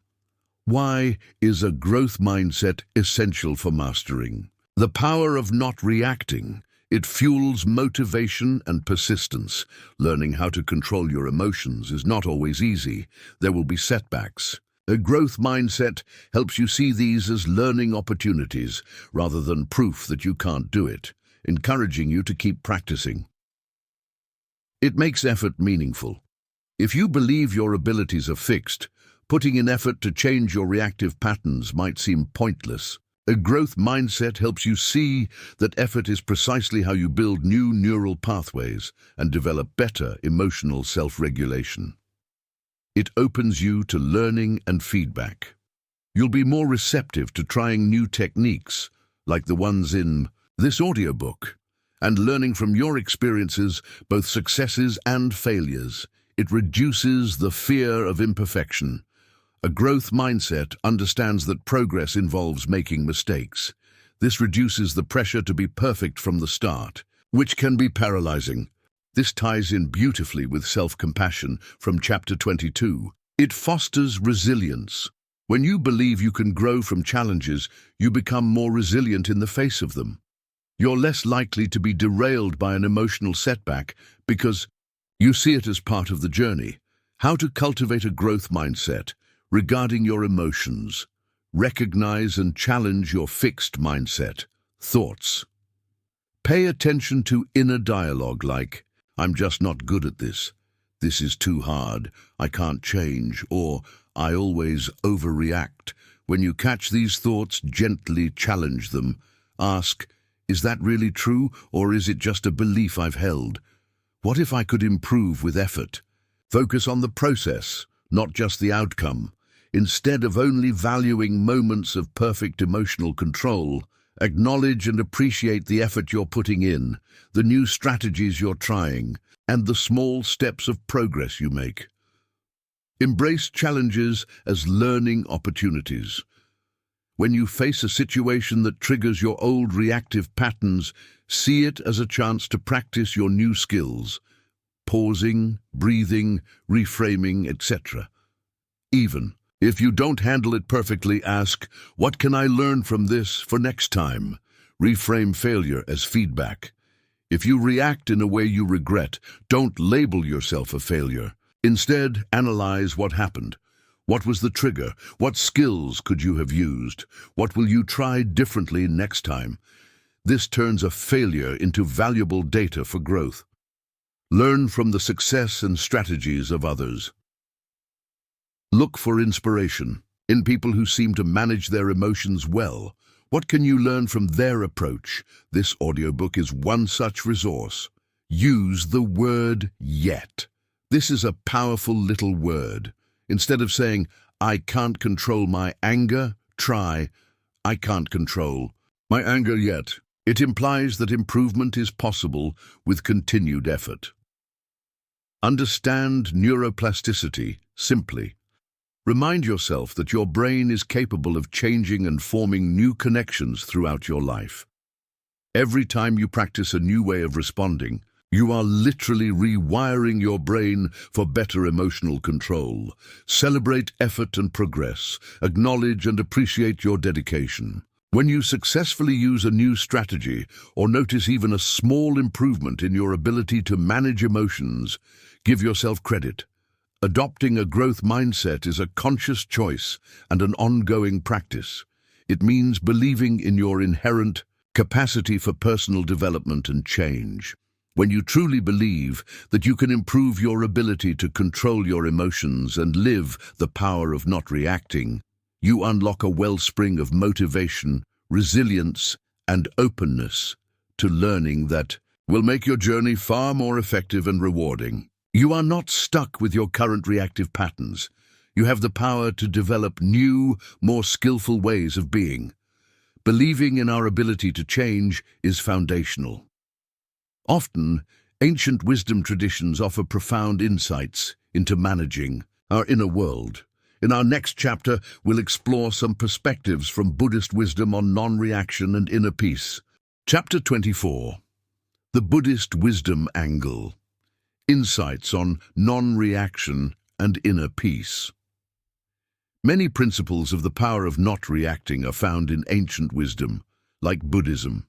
We'll explore simple Buddhist concepts, e.g., from a Gautam Buddha motivational story perspective on detachment and observation that support emotional mastery and calmness techniques. SEO, Power of Not Reacting, How to Control Your Emotions, Buddhism. Welcome back to The Power of Not Reacting, How to Control Your Emotions. Throughout this audiobook, we've explored many practical psychological tools and techniques for gaining emotional control. Interestingly, many of the core principles underlying the power of not reacting resonate deeply with ancient wisdom traditions, particularly Buddhism. For thousands of years, Buddhist philosophy and practice have offered profound insights into the nature of the mind, the causes of suffering, often rooted in reactivity, and the path to inner peace and emotional mastery. This chapter will explore some simple Buddhist concepts, sometimes illustrated through a Gautam Buddha motivational story perspective, focusing on ideas like detachment, observation, and impermanence, all of which powerfully support the calmness techniques and self-regulation skills we've been discussing. And for those searching specifically, yes, this touches on the power of not reacting, how to control your emotions, Buddhism connection. It's important to note that you don't need to become a Buddhist to benefit from these timeless insights. Just as we can learn from modern psychology, we can also draw wisdom from these ancient teachings to enrich our understanding of how to control your emotions and cultivate non-reaction. Understanding impermanence, anicca. A core teaching in Buddhism is that all things are impermanent, constantly changing and arising and passing away. This includes our thoughts, our emotions, our physical sensations, and even external situations. Relevance to non-reaction. When we understand that an unpleasant emotion like anger or anxiety is, by its very nature, impermanent, it becomes easier not to cling to it or be completely overwhelmed by it. We can observe it, knowing this too shall pass, rather than reacting as if it's a permanent catastrophic state. This perspective fosters a natural calmness technique. Imagine Gautam Buddha teaching that just as a storm cloud eventually passes, so too will a storm of anger if we don't fuel it with reactive thoughts. The nature of suffering, dukkha, and its origin in craving, aversion. Buddhism teaches that suffering, or dissatisfaction, unease, often arises from our craving for things to be different than they are, or our aversion to things we don't like. We want pleasant feelings to last forever, craving, and unpleasant feelings to go away immediately, aversion. This constant pushing and pulling fuels reactivity. Relevance to non-reaction. The power of not reacting involves learning to sit with discomfort without immediately trying to change it or push it away. It's about reducing that automatic aversion. By understanding that our intense desire for things to be a certain way and our strong dislike when they are not is a root of our emotional turmoil, we can begin to loosen that grip. Non-attachment, letting go. This doesn't mean not caring or being indifferent. It means not clinging tightly to outcomes, possessions, opinions, or even our own sense of self, the ego, as we discussed in Chapter 17. Attachment often leads to fear of loss, disappointment when things don't go our way, and a strong urge to control things that are ultimately uncontrollable. Relevance to non-reaction. When we practice non-attachment to a particular outcome of an argument or to someone else's approval, we become less reactive when things don't meet our desires.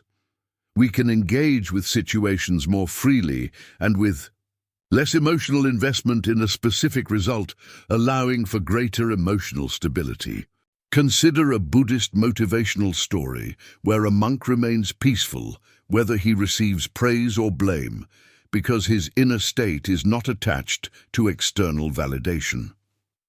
Mindfulness and bare observation, Vipassana. We've discussed mindfulness, Chapter 7, and it's a central practice in Buddhism. It involves paying attention to the present moment, thoughts, feelings, sensations, without judgment, just observing them as they are. Relevance to non-reaction. This practice of bare attention creates that crucial space between a stimulus, a trigger, and our response. Instead of immediately getting caught up in a story about our anger, "He always disrespects me," we can simply observe, anger is present. This act of dispassionate observation is the essence of the power of not reacting. It allows the initial intensity of the emotion to arise and pass without us adding fuel to the fire through reactive thoughts or actions. Cultivating equanimity, upekkha.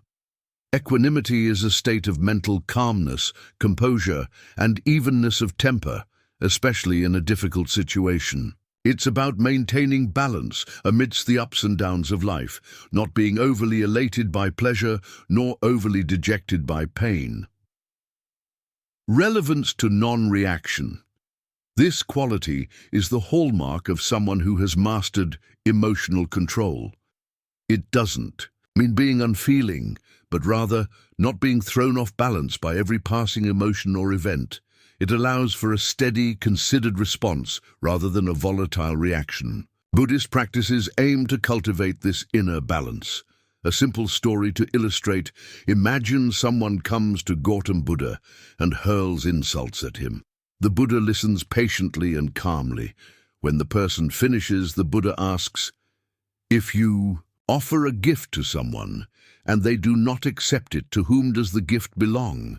The person replies, "To me, of course." The Buddha then says, "So it is with your anger and insults. You have offered them to me, but I do not accept them." This powerful story illustrates non-reaction, born from inner peace and non-attachment. The Buddha didn't get defensive or angry because his emotional stability wasn't dependent on the other person's behavior. He observed the gift of anger, but chose not to take it in. This is a beautiful example of the power of not reacting in action. These Buddhist insights offer a timeless perspective that complements modern psychological approaches to emotional mastery.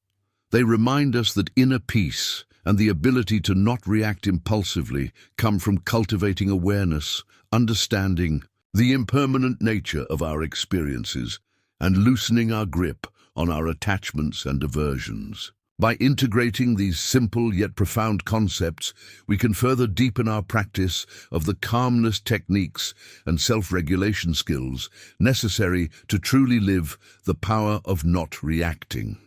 Ancient wisdom offers profound guidance. Now, to bring everything together, our final chapter will provide a daily blueprint for integrating all these practices into your life, helping you make emotional mastery a sustainable reality. Chapter 25, Your Daily Blueprint for Emotional Mastery, Integrating the Power of Not Reacting. This final chapter provides a daily action plan.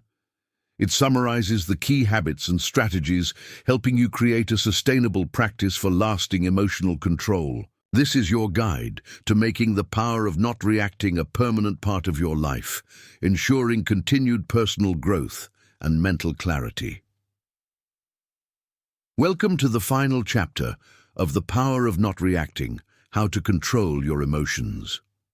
We have journeyed together through a comprehensive exploration of why we react, the science behind our emotions, and a multitude of powerful tools and strategies for cultivating emotional control, self-regulation, and inner peace. From understanding triggers and the power of the pause, to mastering breathwork, mindfulness, cognitive reframing, and drawing from ancient wisdom, you now possess a rich toolkit. This concluding chapter, Your Daily Blueprint for Emotional Mastery, is designed to bring it all together. It summarizes the key habits and strategies, helping you create a sustainable, practical daily action plan. This is your guide to making the power of not reacting, not just a concept you understand, but a permanent, integrated part of your life, ensuring continued personal growth, emotional stability, and lasting mental clarity. Mastering. The power of not reacting is not a one-time achievement. It's an ongoing practice, a way of life. Like building physical fitness, emotional mastery requires consistent effort and commitment. This blueprint is designed to make that practice manageable and effective. Your daily blueprint for emotional mastery. Morning routine, setting the tone for a responsive day. Mindful awakening, 5 to 10 minutes. Instead of immediately grabbing your phone, take a few moments to simply be present. Notice your breath. Do a brief body scan, noticing any sensations without judgment. Set an intention for the day. Today, I intend to be mindful of my reactions. Or, today, I will practice patience. Key chapters. Referenced 7. Mindfulness. 6. Breathwork. Gratitude. Practice 5 minutes. Write down 3 to 5 things you are grateful for. This shifts your emotional baseline towards positivity. Key chapter. Referenced 19. Gratitude. Brief review of your why. 2 minutes. Remind yourself why developing emotional control is important to you. What benefits will it bring to your life, your relationships, your well-being? This reinforces motivation. Key chapter referenced 23. Growth mindset. Throughout the day, in-the-moment practices. Practice the pause, ongoing. This is your #1 tool. Whenever you feel an emotional trigger or the urge to react impulsively, stop. Take a breath. Create that space. Key chapter. Referenced 5. Power of the pause. Conscious breathing. As needed. When stress or agitation arises, use your chosen breathing. Techniques. Box breathing, 4-7-8 breath, simple deep breaths to calm your nervous system. Key chapter. Referenced. 6. Master your breath. Mindful moments, interspersed. Incorporate brief mindfulness into routine activities, eating, walking, listening. Do 1-minute check-ins to stay aware of your internal state. Key chapter referenced. 7. Mindfulness in minutes. Challenge assumptions and seek clarity in interactions. Before jumping to conclusions, ask questions. Focus on facts. Key chapter referenced. 11. Danger of assumptions. Use I statements in communication. When expressing feelings or needs, especially in potentially tense situations, focus on your experience without blaming. Key chapter referenced. 10. I statements. Practice empathy. In interactions, actively try to understand others' perspectives, even if you don't agree. Key chapter referenced. 12. Empathy. Cognitive reframing. When negative thoughts arise, identify unhelpful thoughts, challenge them, and develop more balanced alternatives. Key chapter referenced. 16. Cognitive reframing. Recognize and label your emotions. Ongoing. Name it to tame it. Accurately identifying your feelings helps reduce their intensity. Key chapter referenced. 8. Labeling emotions. Handling difficult moments and setbacks, strategic timeouts when overwhelmed. If a situation becomes too heated, know when and how to take a break to cool down and regroup. Key chapter referenced. 13. Strategic timeouts. Self-compassion, especially after a reactive moment. If you slip up and react impulsively, it will happen. Treat yourself with kindness and understanding, not harsh criticism. Learn from it. Key chapter referenced. 22. Self-compassion. Evening routine. Reflection and winding down. Review and reflect. 5-10 minutes. Briefly review your day. When did you successfully manage your reactions? What challenges did you face? What did you learn? Acknowledge your efforts and progress. Growth mindset. Consider one thing you can do differently or continue doing tomorrow. Healthy stress management and relaxation, ongoing but especially evening.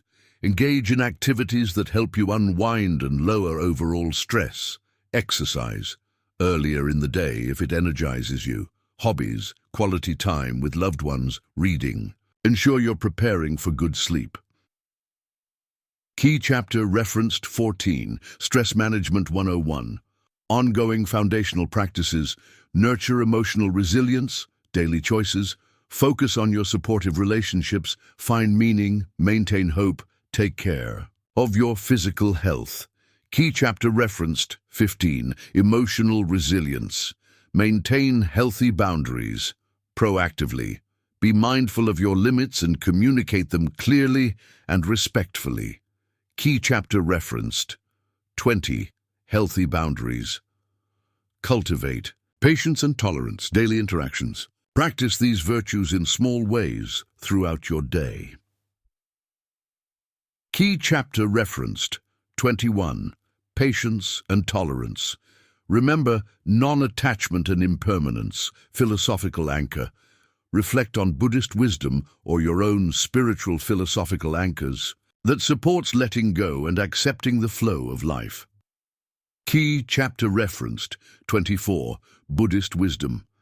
Tame the ego, ongoing awareness. Notice when pride or defensiveness is driving you. Choose humility. Key chapter referenced.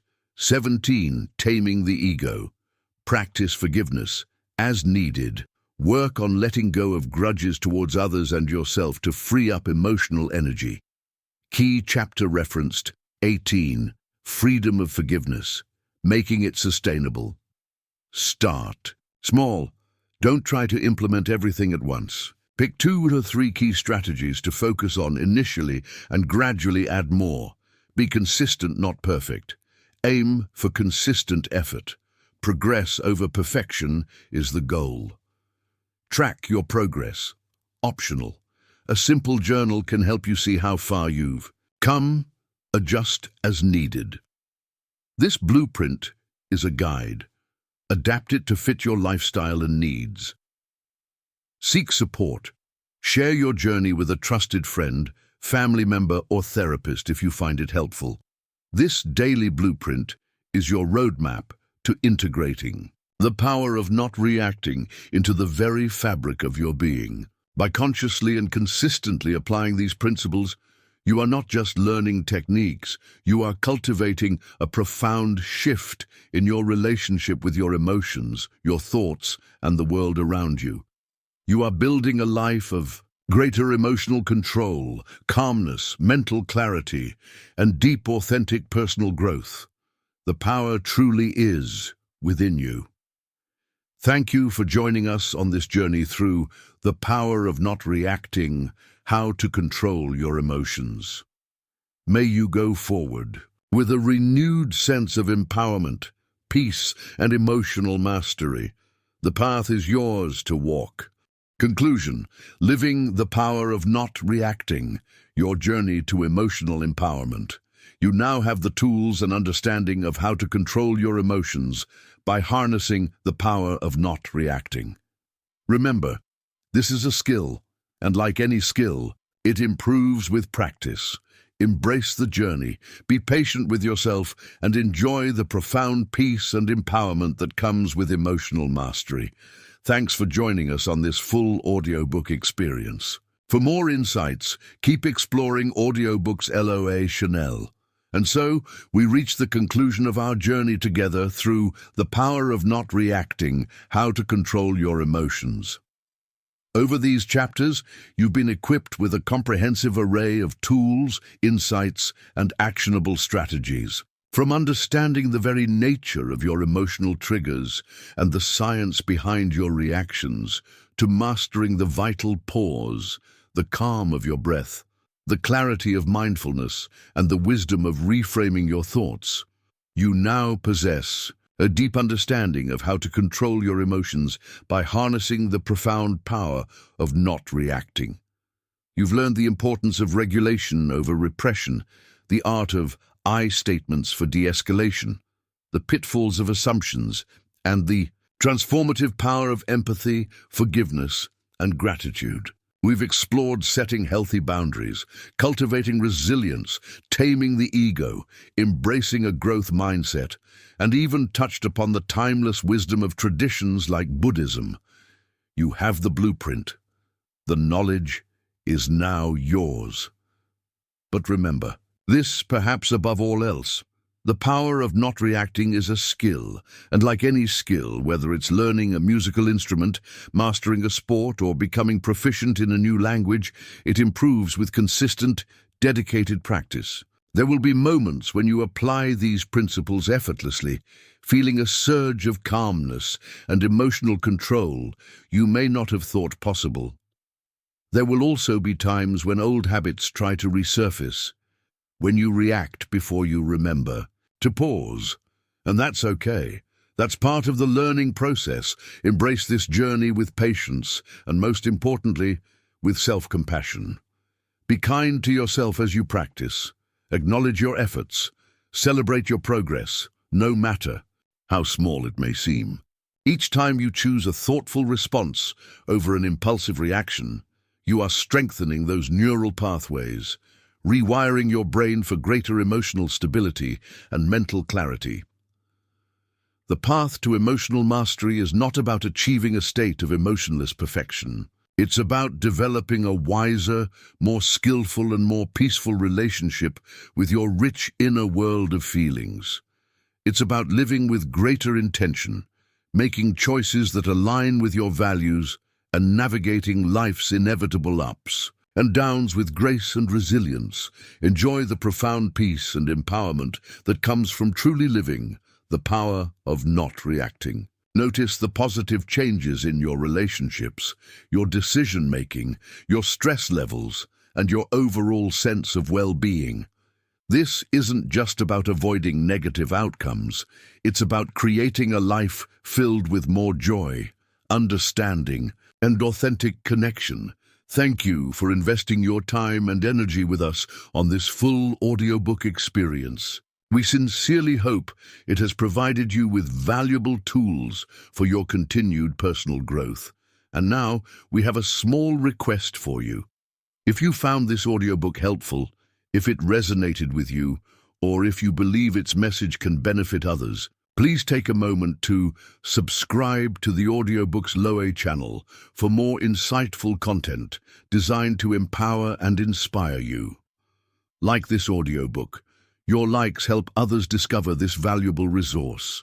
Share it with your friends, family, colleagues, or anyone you think might find strength and guidance in these words. And finally, comment below. We would love to hear your thoughts. What was your biggest takeaway? Which strategy are you most excited to implement? And please ask your questions. Your engagement helps us create even better content and fosters a community of learners, all striving for greater emotional well-being. Thank you once again for listening. May you continue to cultivate the power of not reacting and live a life of true emotional empowerment.